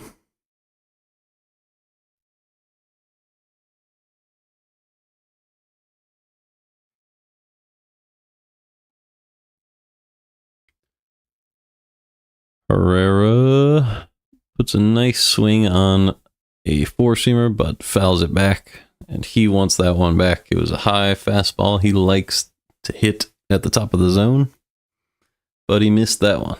1-2. Getting the chance to be an everyday catcher after being mostly just an offensive guy last season. Hopefully he can keep the defense as best as he can while producing like he did last season at the plate. When you have a catcher with an 800 OPS or higher, that's always excellent. And then the high batting average means a lot for the lineup. To be consistently in there is fantastic. The 2-2 to Ivan Herrera. Smoked into the gap in left field, and that's going to be a double for Ivan Herrera. Bader made a great play to almost throw him out at second base, but he was able to make it happen. Flashing bird signals to the dugout, and the Cardinals have a runner in scoring position here in the sixth.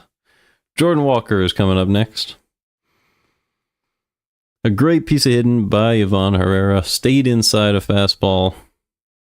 Drilled it with a nice swing. Bader was able to cut it off before it reached the wall, but definitely no chance to prevent a double there. Bader made about as good a play as you can make on that ball. Walker, fastball right down the middle. Strike one. Walker's 1 for 2 today. Had a rough season last season, but opportunities like this are how you earn your spot in the lineup for a full season. We have a ground ball, left side. Walker is out at first base. And there's now... Herrera moves to third on the play, and there's now 2 outs. So Victor Scott comes up with a chance to give the Cardinals the lead. If he does not, it's likely the end of the inning.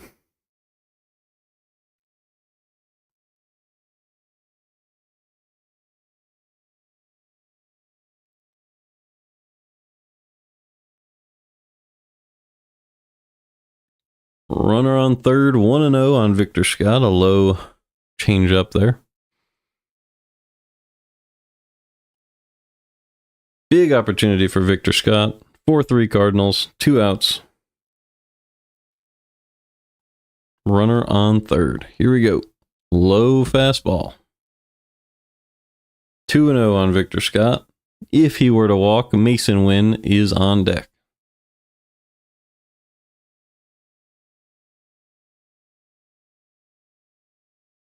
The 2-0. smoked to right field, but right at, said Jeffers, and he makes the play. Is it Wallner? That was Wallner. Sorry. I should probably prepare that. Yeah. Wallner in right field making the play. And that is the end of the 6th inning. Still 4-3 Cardinals. Headed into the 7th. Due up for the Twins is Harrison Bader, who homered earlier. Wallner at the top of the order, and Correa.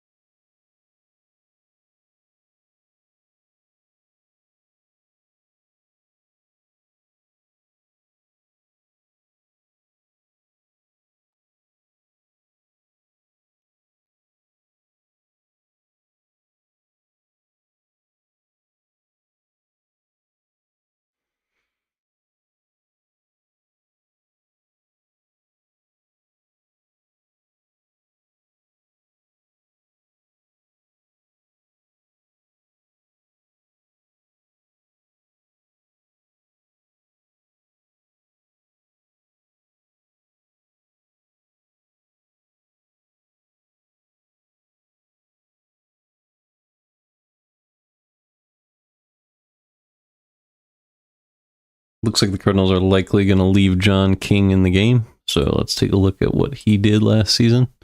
John King, 0.8 WAR with a 2.85 ERA on 60 innings pitched, only 19 earned runs, 148 ERA plus. Excellent last season.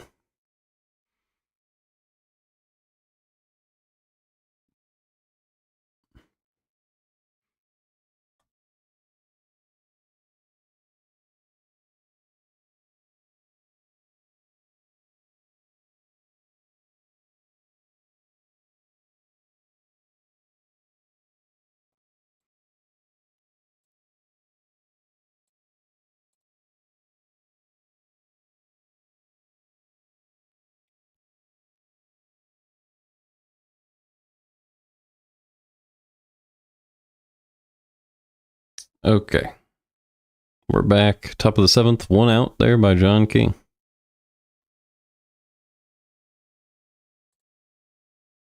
Nope, it's Roycroft. Roycroft has entered the game. He was also good last season.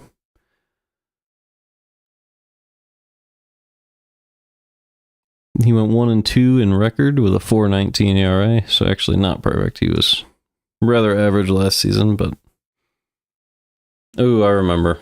Yeah, he struggled at the very start when he was breaking into the league, but he settled in. The 0-2 to Wallner. Strike 3 by Roycroft. That's excellent. I think Roycroft really struggled when he had base runners on last season. So if he can just keep them all off this inning, that's going to be excellent. A good lineup and a good bullpen can really be all you need.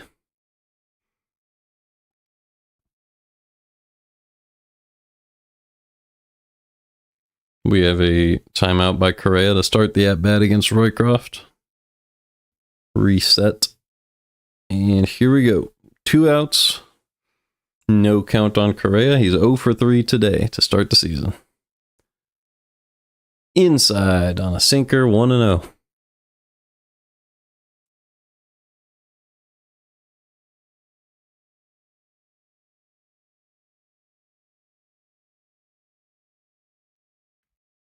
The 1-0 fouled back.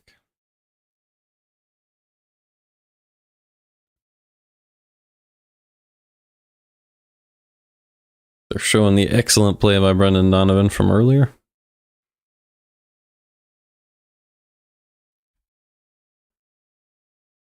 The 1-1 to Correa is low. Sinker out of the zone. This has kind of been the issue with Roycroft is when there's more pressure, he struggles to find the zone. There's not too much consistency.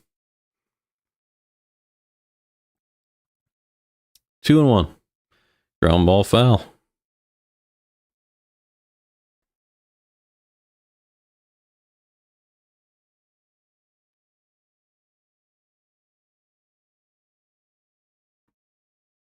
They're showing Brendan Donovan's house and all the work he put in this offseason with his wife helping out. That's always really, really cool to see. The Nest, it's called on YouTube if you are streaming there. I would recommend it. It's like a 20-minute video about Donovan's offseason. Really, really enjoyable. The 2-2 to Correa. Missed low and outside, 3-2.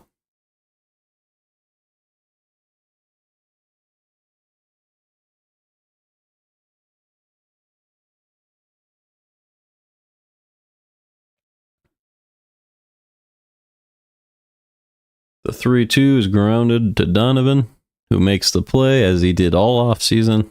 The practice pays off. 4-3 Cardinals headed to the bottom of the 7th. Due up are Mason Wynn, Lars Nootbaar, and Wilson Contreras.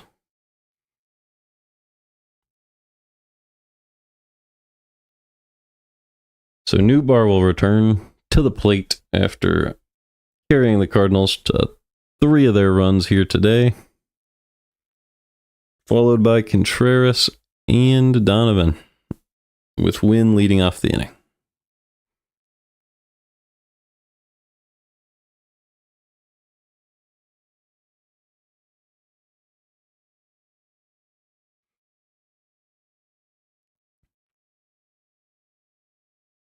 Let's see who's pitching. It looks like Varland will go back out there, so he's a guy who struggled last season.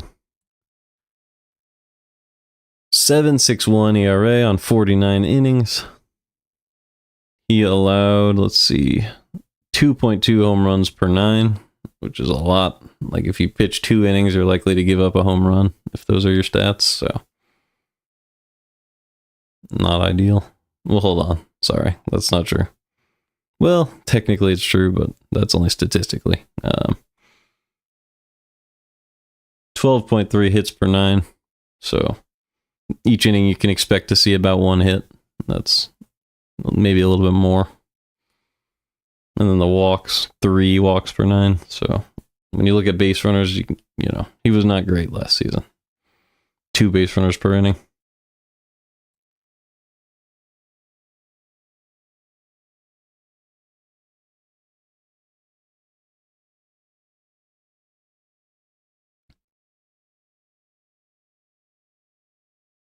I wonder if they need Varland to produce better, or if the Twins line up in rotation will be able to cover for him and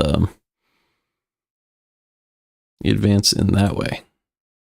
We are back. Mason Wynn stepping up to the plate very, very soon. Nootbaar has been the star of the game today. He has a home run and another hit, also reaching second base on a balk. So that's been excellent. It's been excellent to watch Nootbaar so far. Mason Wynn versus Varland. Here we go. Oh, they put Sand in the game. Sorry. Cole Sands.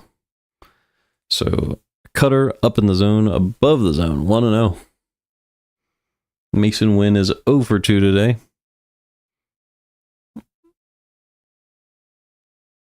The pitch inside, 1-1. Sands last season had 1.3 WAR. He was a reliever. 3.28 ERA, 71 innings, 26 earned runs. So that's much better. Very solid player.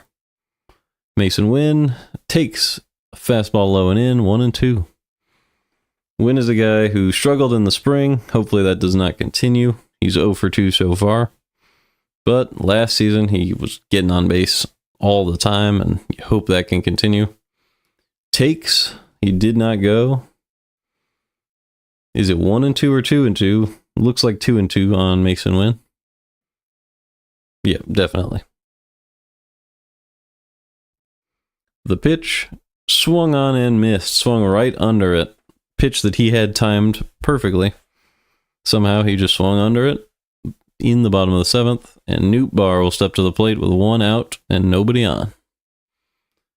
He homered earlier in the game for 2 of the Cardinals' runs and scored another one of them. 2 runs, 2 RBIs. Great game for Nootbaar so far.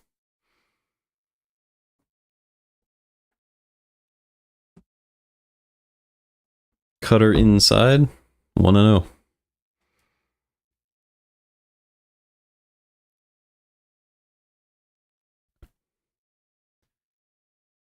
The 1-0 pitch is right down the middle, but it was a cutter and he had to foul it back. 1-1.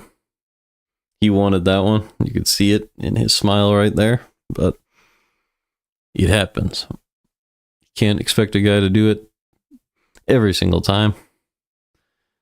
Here's the 1-1 to Nootbaar. Outside. Splitter. That was a really weird looking splitter.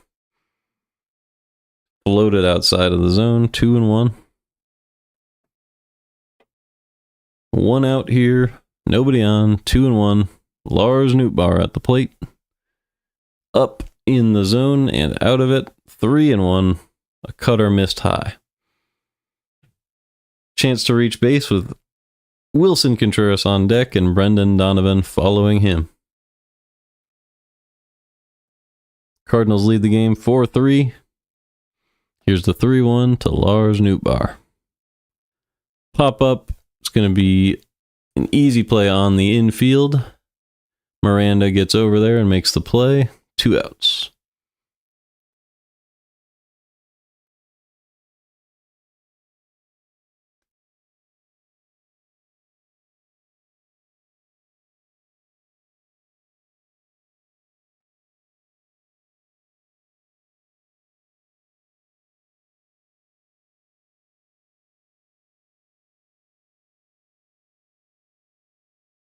Here comes Contreras. He's 0 for 3 today with 2 outs and nobody on. You'd love to see him get his first hit of the season out of the way after not being able to do it in his first 3 at-bats, just like Victor Scott and Mason Wynn so far. So 3 guys that you really want to see come on have not yet so far. 2-0 though on Contreras, so a walk wouldn't hurt. You reach base, you reach base. I don't see that as a problem. 2 strikeouts today, but he was excellent last season, and we don't expect anything less than excellence from Wilson Contreras at the plate. And here's the 2-0. He misses a cutter, thinking it's probably a 4-seam. Very good pitch from Sands, and he gets the swing and the miss. 2-1. On the new first baseman, Wilson Contreras. Pops one to the right side. It looks like an easy play, and it will be for Willie Castro. That's the end of the 7th. Still 4-3 Cardinals.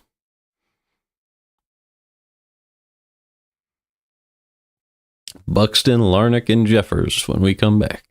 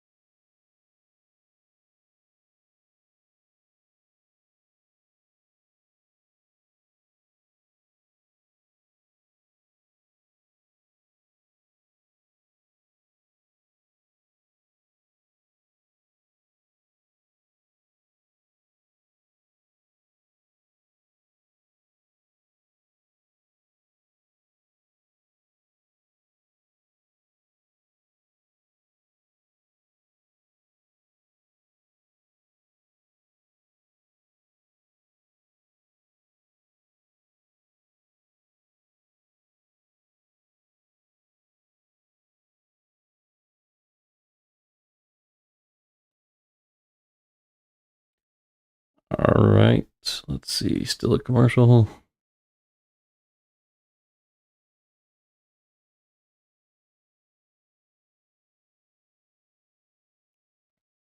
You know, the main purpose of streaming these games is to practice commentating. But it's been really fun to chat with those of you who have chatted so far.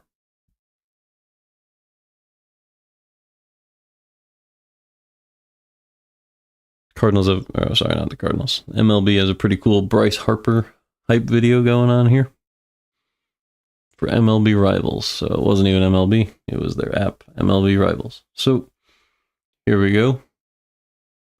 We are back. And it will be Phil Maton with his first appearance for the Cardinals. He was not as good as usual last season, but you can expect a bounce back from a good pitcher like Maton.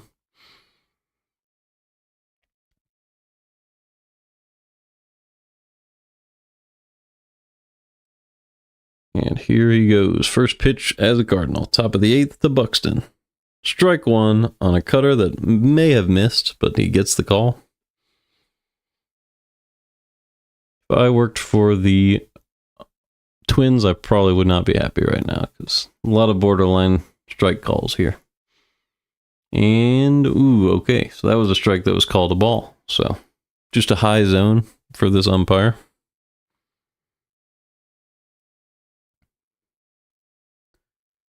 Here is the 1-1 to Buxton from Phil Maton. Inside, 2-1. I believe he has a brother named Nick Maton that plays catcher in the league. I'm not sure if he's still at the big league level. The 2-1 to Buxton. He takes right down the middle. Well, low. It was low, but it was in the zone there. 2-2. The Phillies win in 10 over in Washington. They were able to scratch some runs on the board there in the 10th. Boston wins their first game at the Rangers. Miami wins 5-4 against Pittsburgh, so Skeens and Alcantara, neither of them were able to shut down the other offense entirely. Atlanta loses at San Diego, so the Padres get their first win of the season as Maton strikes out Buxton. Good pitch up in the zone for a strikeout. Houston wins their first game at home against the Mets, so Juan Soto was unable to produce more than a run there. San Francisco wins 6-4 at Cincinnati. Strike one to Larnach. Maton's throwing a lot of off speed so far, a lot of sweepers.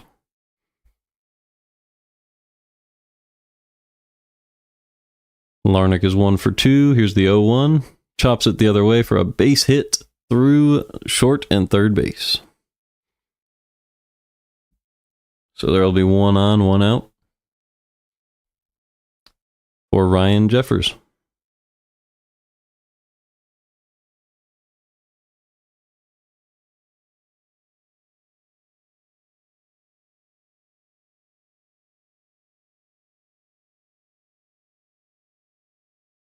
They're going to pinch run for Larnach with Kiersey Jr. So this is a guy I've never heard of, but I imagine he's very fast.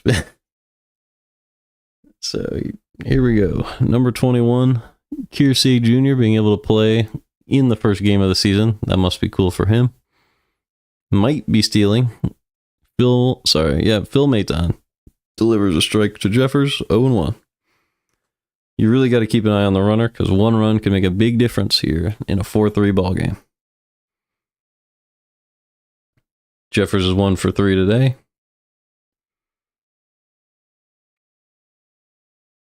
Up and in there with a cutter, 1-1.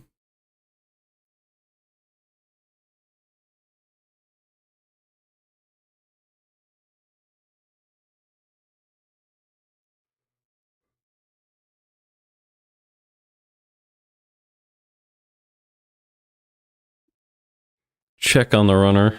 Ooh, and Contreras tried to tag him a second time to potentially sneak an out there. Hearsay did not like that, but he was kind of smiling about it. Contreras is admitting that he did not get him there. Kind of some funny conversation going on at first base. Just a veteran move there. The 1-1 with 1 on, 1 out. A lot of ones here. Maton throwing his 10th pitch. Here it is. Nope, the runner goes, it's outside, and the catcher throws it into center field. Oh, what a play by Mason Wynn to catch the terrible throw. Herrera almost threw it out to center field, but Wynn was able to cut it off when he saw it float way above Donovan at second base. And Kiersey picks up his first stolen base of the season. So now it is 2-1 on Jeffers with a runner on second, 1 out, nobody else on. hanging curveball right down the middle is popped up to Jordan Walker in right field, who makes the play and delivers a throw back to second. And Kiersey can't go anywhere, so a runner on second, 2 outs, still 4-3 Cardinals. And looks like Ty France is stepping up to the plate.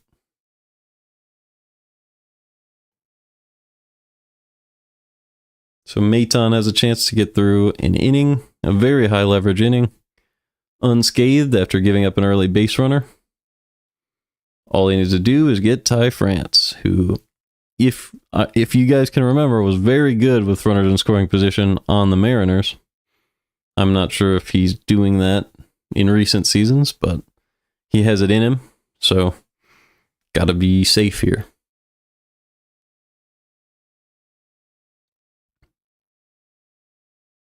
Cleveland was able to win in extras in Kansas City today. Fly ball out to right center field. Victor Scott tracks it down and makes a play. Cardinals get through the 8th unscathed. Phil Maton and some great defense, and it's still 4-3 Cardinals headed to the bottom of the 8th. Due up are Brendan Donovan, Nolan Arenado, and Alec Burleson.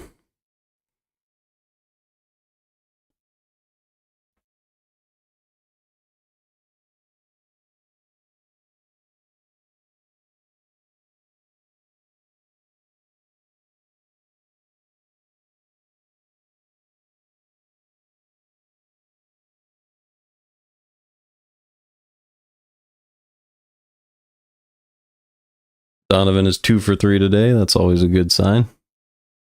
Does Arenado have any production yet? 1 for 3.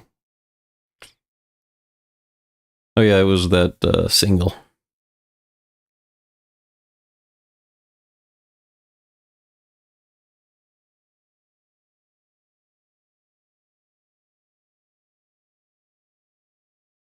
Or I guess it was a double.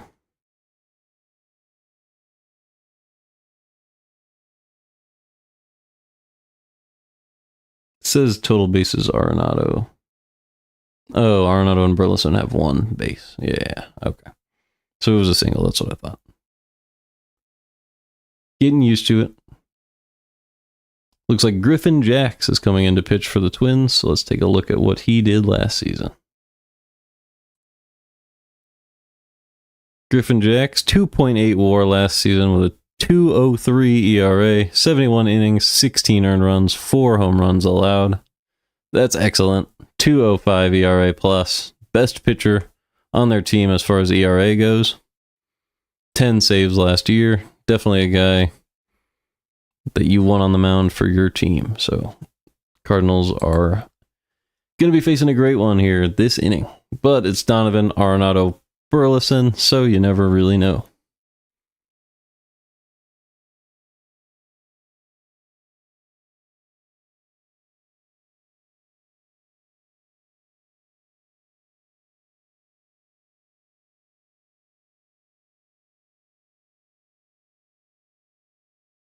Here comes Brendan Donovan.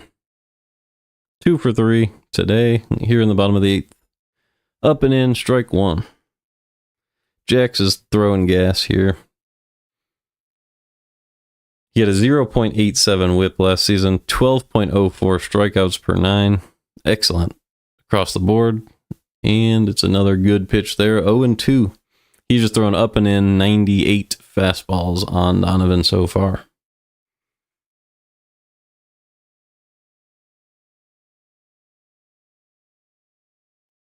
Donovan locks in. The 0-2 is a wicked changeup that Donovan is able to take. It was 92. 1-2.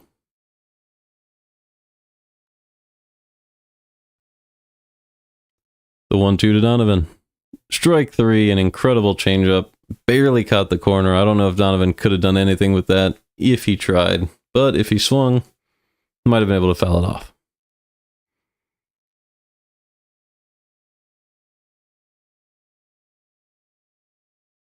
One away for the Cardinals as Nolan Arenado steps to the plate. He's 1 for 3. 666 OPS, obviously. Fastball. Ooh. Arenado was trying to catch up to that one, and he almost did, but he just got under it, fouled it back. 0-1.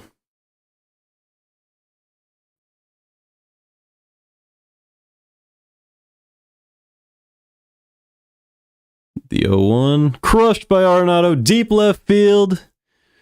Bader watches it fly. A solo home run for Nolan Arenado, and the Cardinals go up by 2. 5-3 Cardinals here on opening day.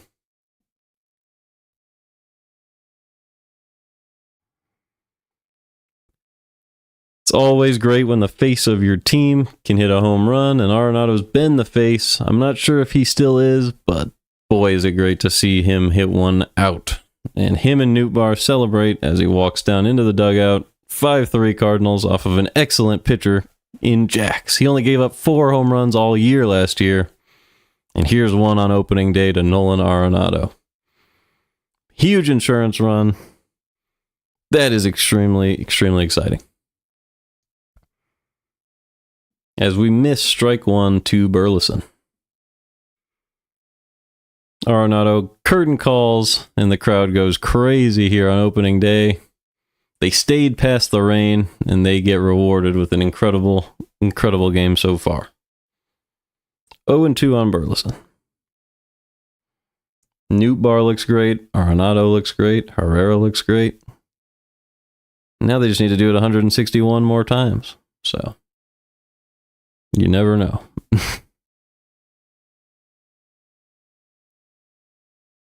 The 0-2 to Burleson from Griffin Jax. Fouled back. Burleson 1 for 3 so far today.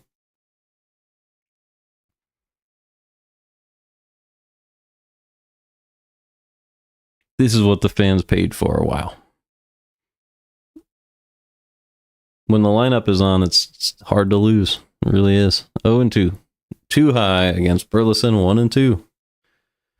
Over in LA, the Tigers have scored their first run of the season. It is 1-1. Skubal pitching in that one. Burleson is able to stay on one, but lofts it out to Harrison Bader in left field, and he makes the catch. 2 outs here in the 8th.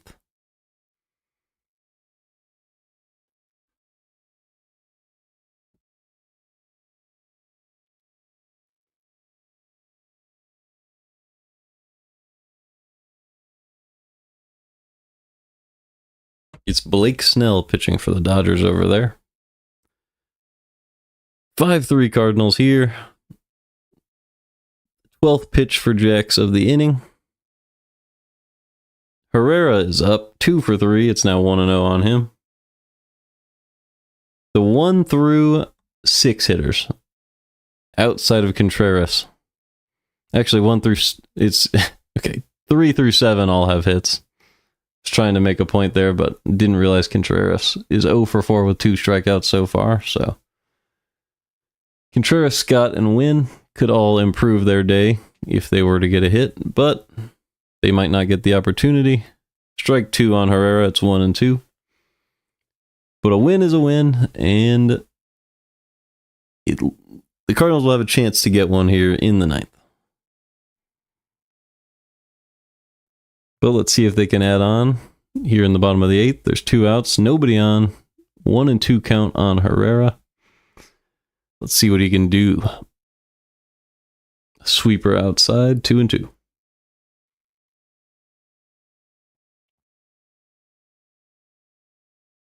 So we may get to see Helsley today. I imagine he's already warming up. The 2-2 to Herrera is low and outside. Full count. 2 outs, nobody on. Something's happening with this next pitch. Herrera digs back in. He's had a good day today, regardless of what happens in this at-bat. Pulls it foul here, so we'll do it again. Jax has now thrown 17 pitches as the umpire steps in front of the plate.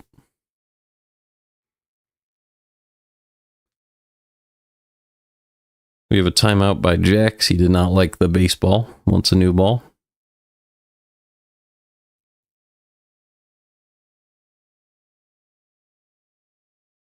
Bottom of the 8th, 2 outs, full count on Ivan Herrera.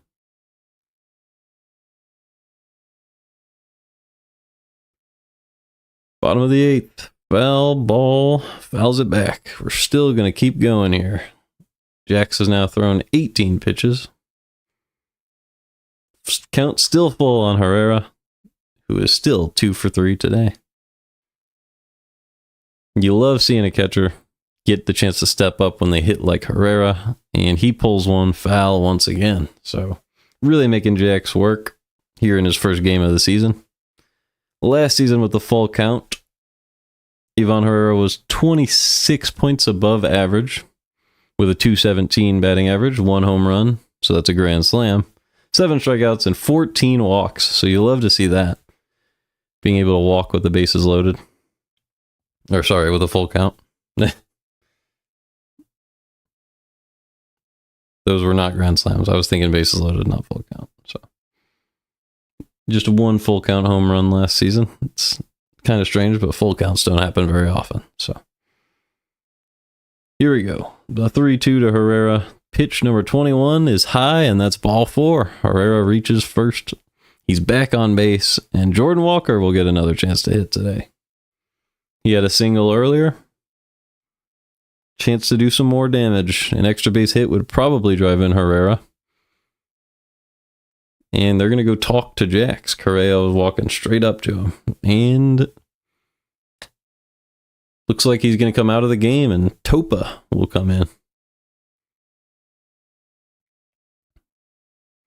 So the Cardinals get to Griffin Jax, who had a great season last season, but the Cardinals just put up a 13.5 in his ERA column to start the year. And no one better to do it than Nolan Arenado here on opening day. So let's check out Justin Topa's stats here before he faces Jordan Walker. Last season, Topa was rarely used by the Twins. He had 0.2 WAR, played in 3 games for 2.1 innings, 1 hit allowed, 2 intentional walks somehow. No earned runs, it looks like. So that's good. As good as it can be. For as small of a sample as that is.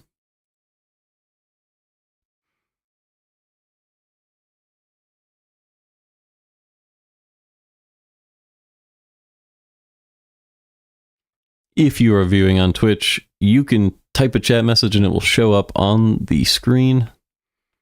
I really enjoy streaming these games and love watching the Cardinals, so it's always fun. And coming up, we will have Jordan Walker facing Topa, Justin Topa. Must be a prospect for the Twins. Let's see if I can get his prospect numbers.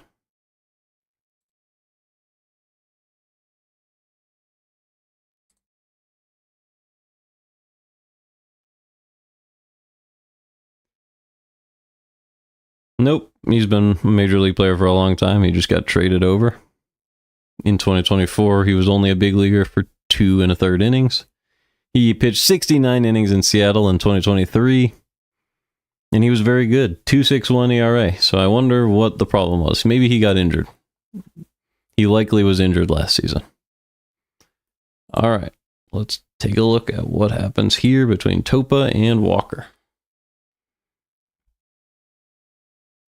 Sonny has come in as a pinch runner for Ivan Herrera, so I imagine that means that he'll be playing in the outfield and Pajes will come in to catch.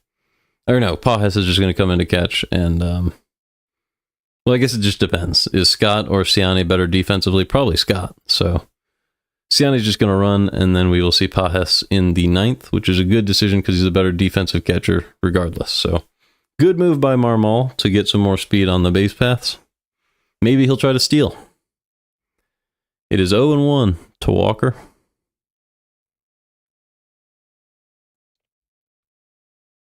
Bottom of the 8th, too low, 1-1.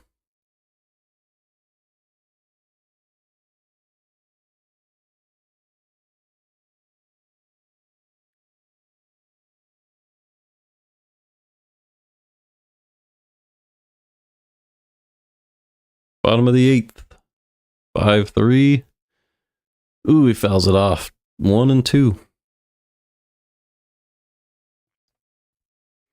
Walker only hit .201 last season with a .619 OPS, but we've seen him above average as a hitter. He was above league average in 2023, just could not play defense. So, given the opportunity this season, he may just be able to put it together. So, Walker is in the lineup, and he's a guy to be excited about. The 1 and 2 to Walker, timeout Walker. So it will not be delivered yet.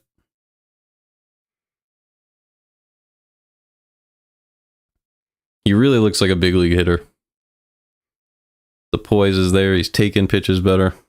I really like what I'm seeing here in this first game. Here's the 1-2 to Jordan Walker. And he takes it. Takes the sweeper, 2-2.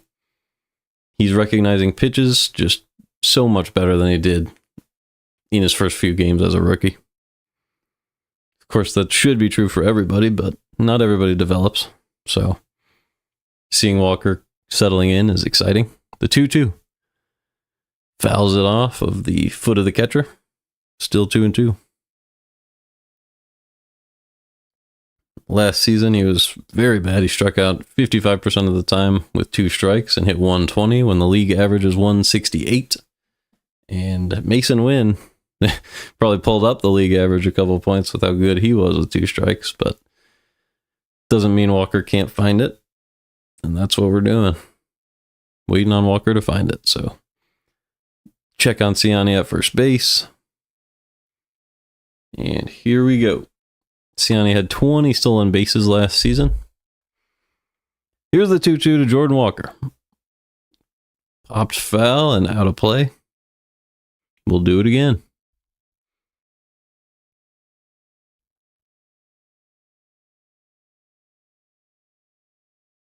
Home runs today are just from Nootbaar and Arenado, so some of the fan favorites delivering so far this season on opening day. Nothing disappointing about that. The 2-2 to Jordan Walker. Popped up, and it'll reach the seats behind home plate. Someone will get a nice souvenir. And it is still 2-2 on Jordan Walker.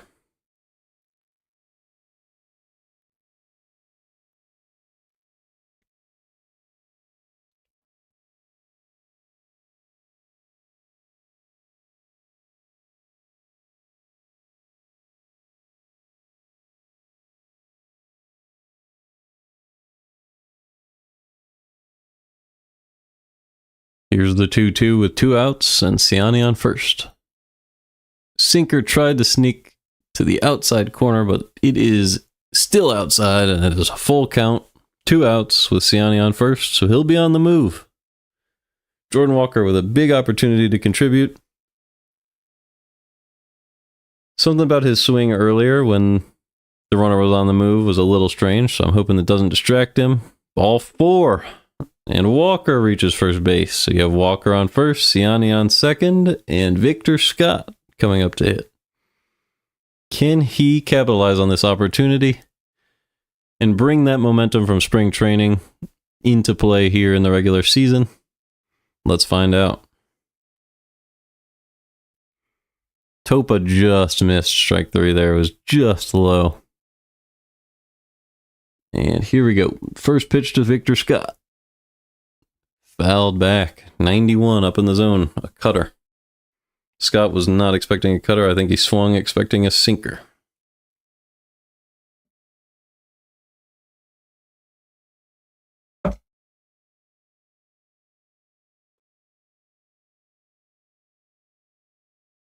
The 0-1 to Scott. Sonny with a big lead. It is inside. 1-1.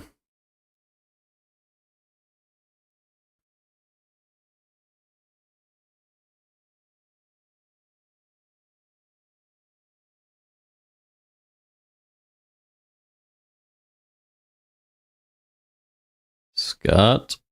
Ooh, fouls it off. Cutter up in the zone, 90 miles an hour. 1-2.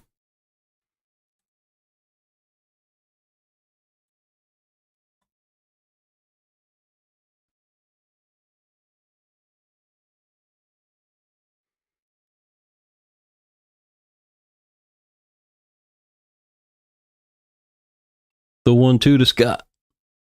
High. It's 2-2. So you can't really, you really don't want to miss with this pitch. You almost have to put it in the zone, because if you don't, you give Scott the chance to just blow this game right open with a gapper with the runners on the move. So in order to keep the runners from moving, they throw it in the zone, but Scott fouls it off. If you can force that third ball, big things could happen.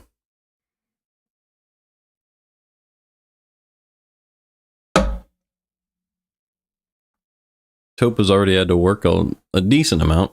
This is going to be his 15th pitch. Nothing much, but this is about when he would normally finish. And there's ball 3. He misses way outside with a changeup. And the runners will be on the move, so Victor Scott does get the opportunity. Can he deliver? Timeout by Scott there. Topa has to reset. Pitch number 16 of the inning. With runners on first and second, they're on the move. Here it comes. Ground ball foul. Another cutter inside. If he took that, it would have been ball 4. But you want to see the man deliver. Or we could see Mason win. Either way. Very important pitch coming up here from Topa. And it is popped up. Easy play for Harrison Bader. And he makes the play. So, that's the end of the 8th. Cardinals strike with one huge homer from Nolan Arenado, and Ryan Helsley will come in to close the game in the 9th.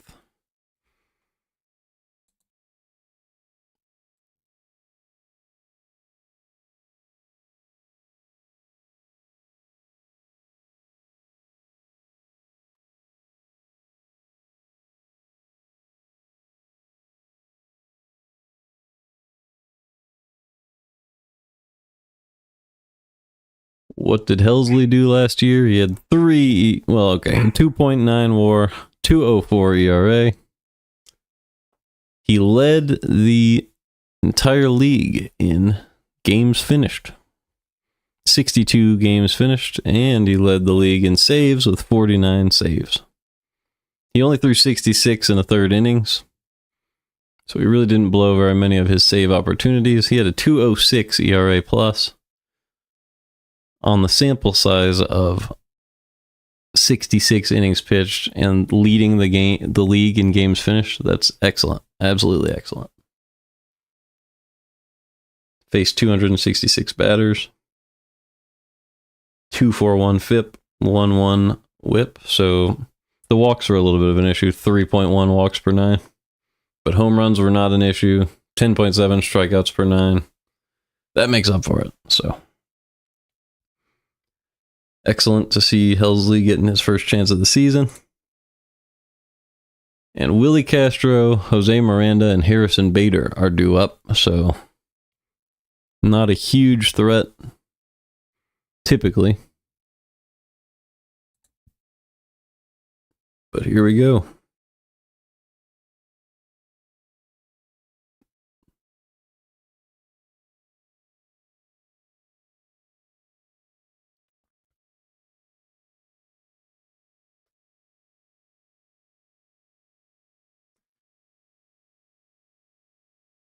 Top of the order would come up if any of these guys were to reach base, so Helsley should just really lock in and go right at each guy, because one base runner doesn't really matter. It doesn't matter if it's a home run or a walk, so just throw strikes. Try to get all 3 outs, because it's the 9th inning, and that's the best strategy. Over in LA, the Tigers have taken a 2-1 lead over the Dodgers. The White Sox were able to win their first game of the season, 8-1 over the Angels, so that already puts them on a trajectory to be way better than than last year. Baltimore destroyed Toronto 12-2. Helsley delivers with a foul off of Castro's foot, 0-2.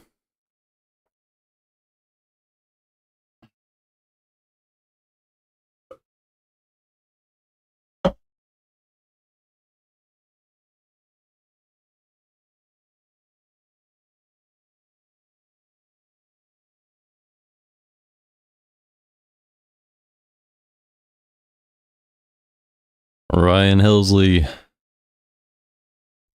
loads up and deals ball 1, 1 and 2. I don't know about that slide. Well, you know, you can't always throw a fastball, but that was just he darted it a little bit too early. Wainwright might call that a non-competitive pitch there. But here's the 1-2 to Castro. Got him. Ooh, no. A foul tip is dropped by, looks like, I imagine it was dropped by Pius, which is unfortunate. Yep. Helsley he set the record for the Cardinals in single season saves, 49, which is one higher than the previous record. Strike 3, inside corner on Willie Castro with a fastball. 102 miles an hour from Helsley, and there's one away. Trying to cling to a 2-run lead with nobody on here. Looking good so far.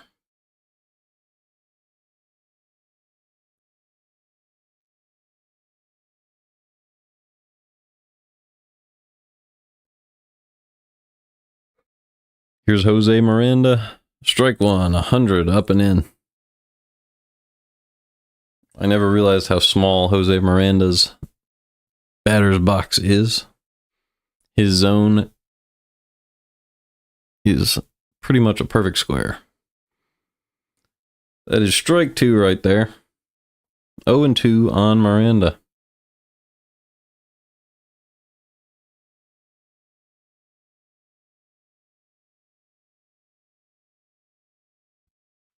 Cardinals have a chance to close out an opening day win here, and Helsley will not let that go away easily. Throwing over 100 when he throws a fastball. Already has one out and has Miranda down in the count 0-2. Crowd making some noise as Helsley loads and deals. Foul tip. Fouled out of play, 0-2.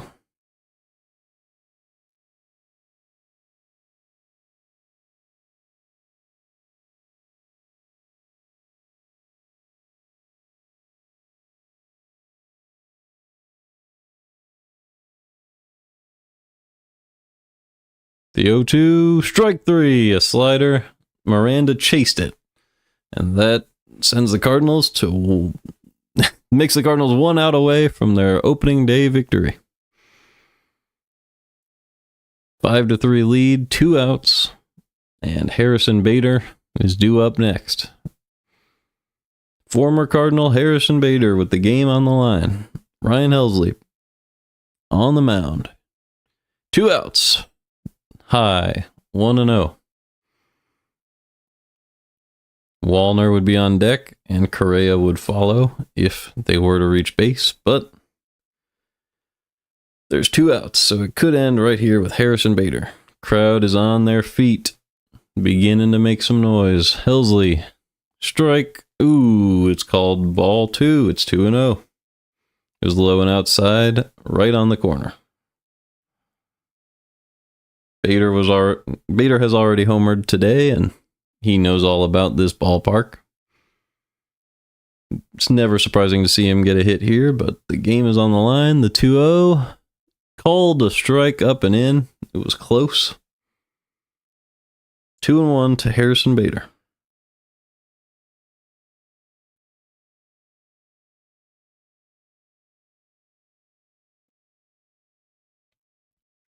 The 2-1 takes it outside. 3-1 on Harrison Bader. You're really going to want to attack the zone. A walk is just as bad as a home run in a situation like this. No reason not to just attack the zone, see what he can do with your stuff. Helsley knows that. Here's the 3-1. Another strike up and in, barely clipping that upper inside portion of the zone. You really don't like to try to hit from that spot if you're Bader. It's like the perfect pitch against him. His stance really doesn't allow him to get up and in super easily. And they go in again, and he pulls it right down the line. Looks like it's going to be a double for Harrison Bader. To left field as Nootbaar throws it back in, and Bader has reached base. So with a double right there. Might as well have been a home run because now Wallner is the tying run and he's coming up to the plate. So regardless of what happens, the play is going to be at first from here. That ball was almost in Nolan Arenado's reach, but he just hit it a little too hard. Slid right past the glove there. So Bader likely will finish today 2 for 4 with 2 RBIs, 1 run scored. Great game coming back to St. Louis. And Wallner takes ball 1 above the zone. So Helsley is going to want to settle in. We have an 894 OPS. Matt Wallner, 13 home runs last season, 259 average. Playing in Minnesota. So here's the pitch. Ground ball foul. Pulled it. First base side. 1-1. Today, the Twins are 1 for 7 with runners in scoring position. Cardinals are 3 for 11.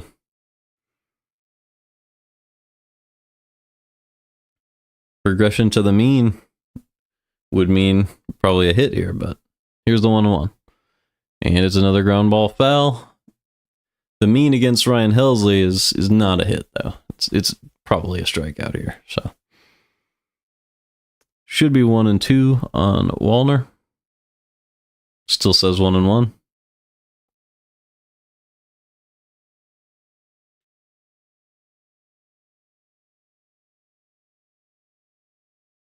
Timeout by Wallner as the crowd began to make some noise. It is 1-2. One more strike would win it for the Cardinals. The Twins down to their last opening day strike. If the Cardinals can get this out, they will begin the season 1-0. Helsley, the 1-2. Got him with a slider, and that ends game 1 of the season. The Cardinals are 1-0. No losses so far. Helsley comes in and gets it done once again, just like last season. And the Cardinals start the season off with a win, and Helsley with his first save. I will be back again very soon on Saturday with the next Cardinals game. I will do this regularly, so please check out the stream. If you've seen a clip, that would be amazing. Great first stream, 1-0 for the Cardinals. I will see you next time.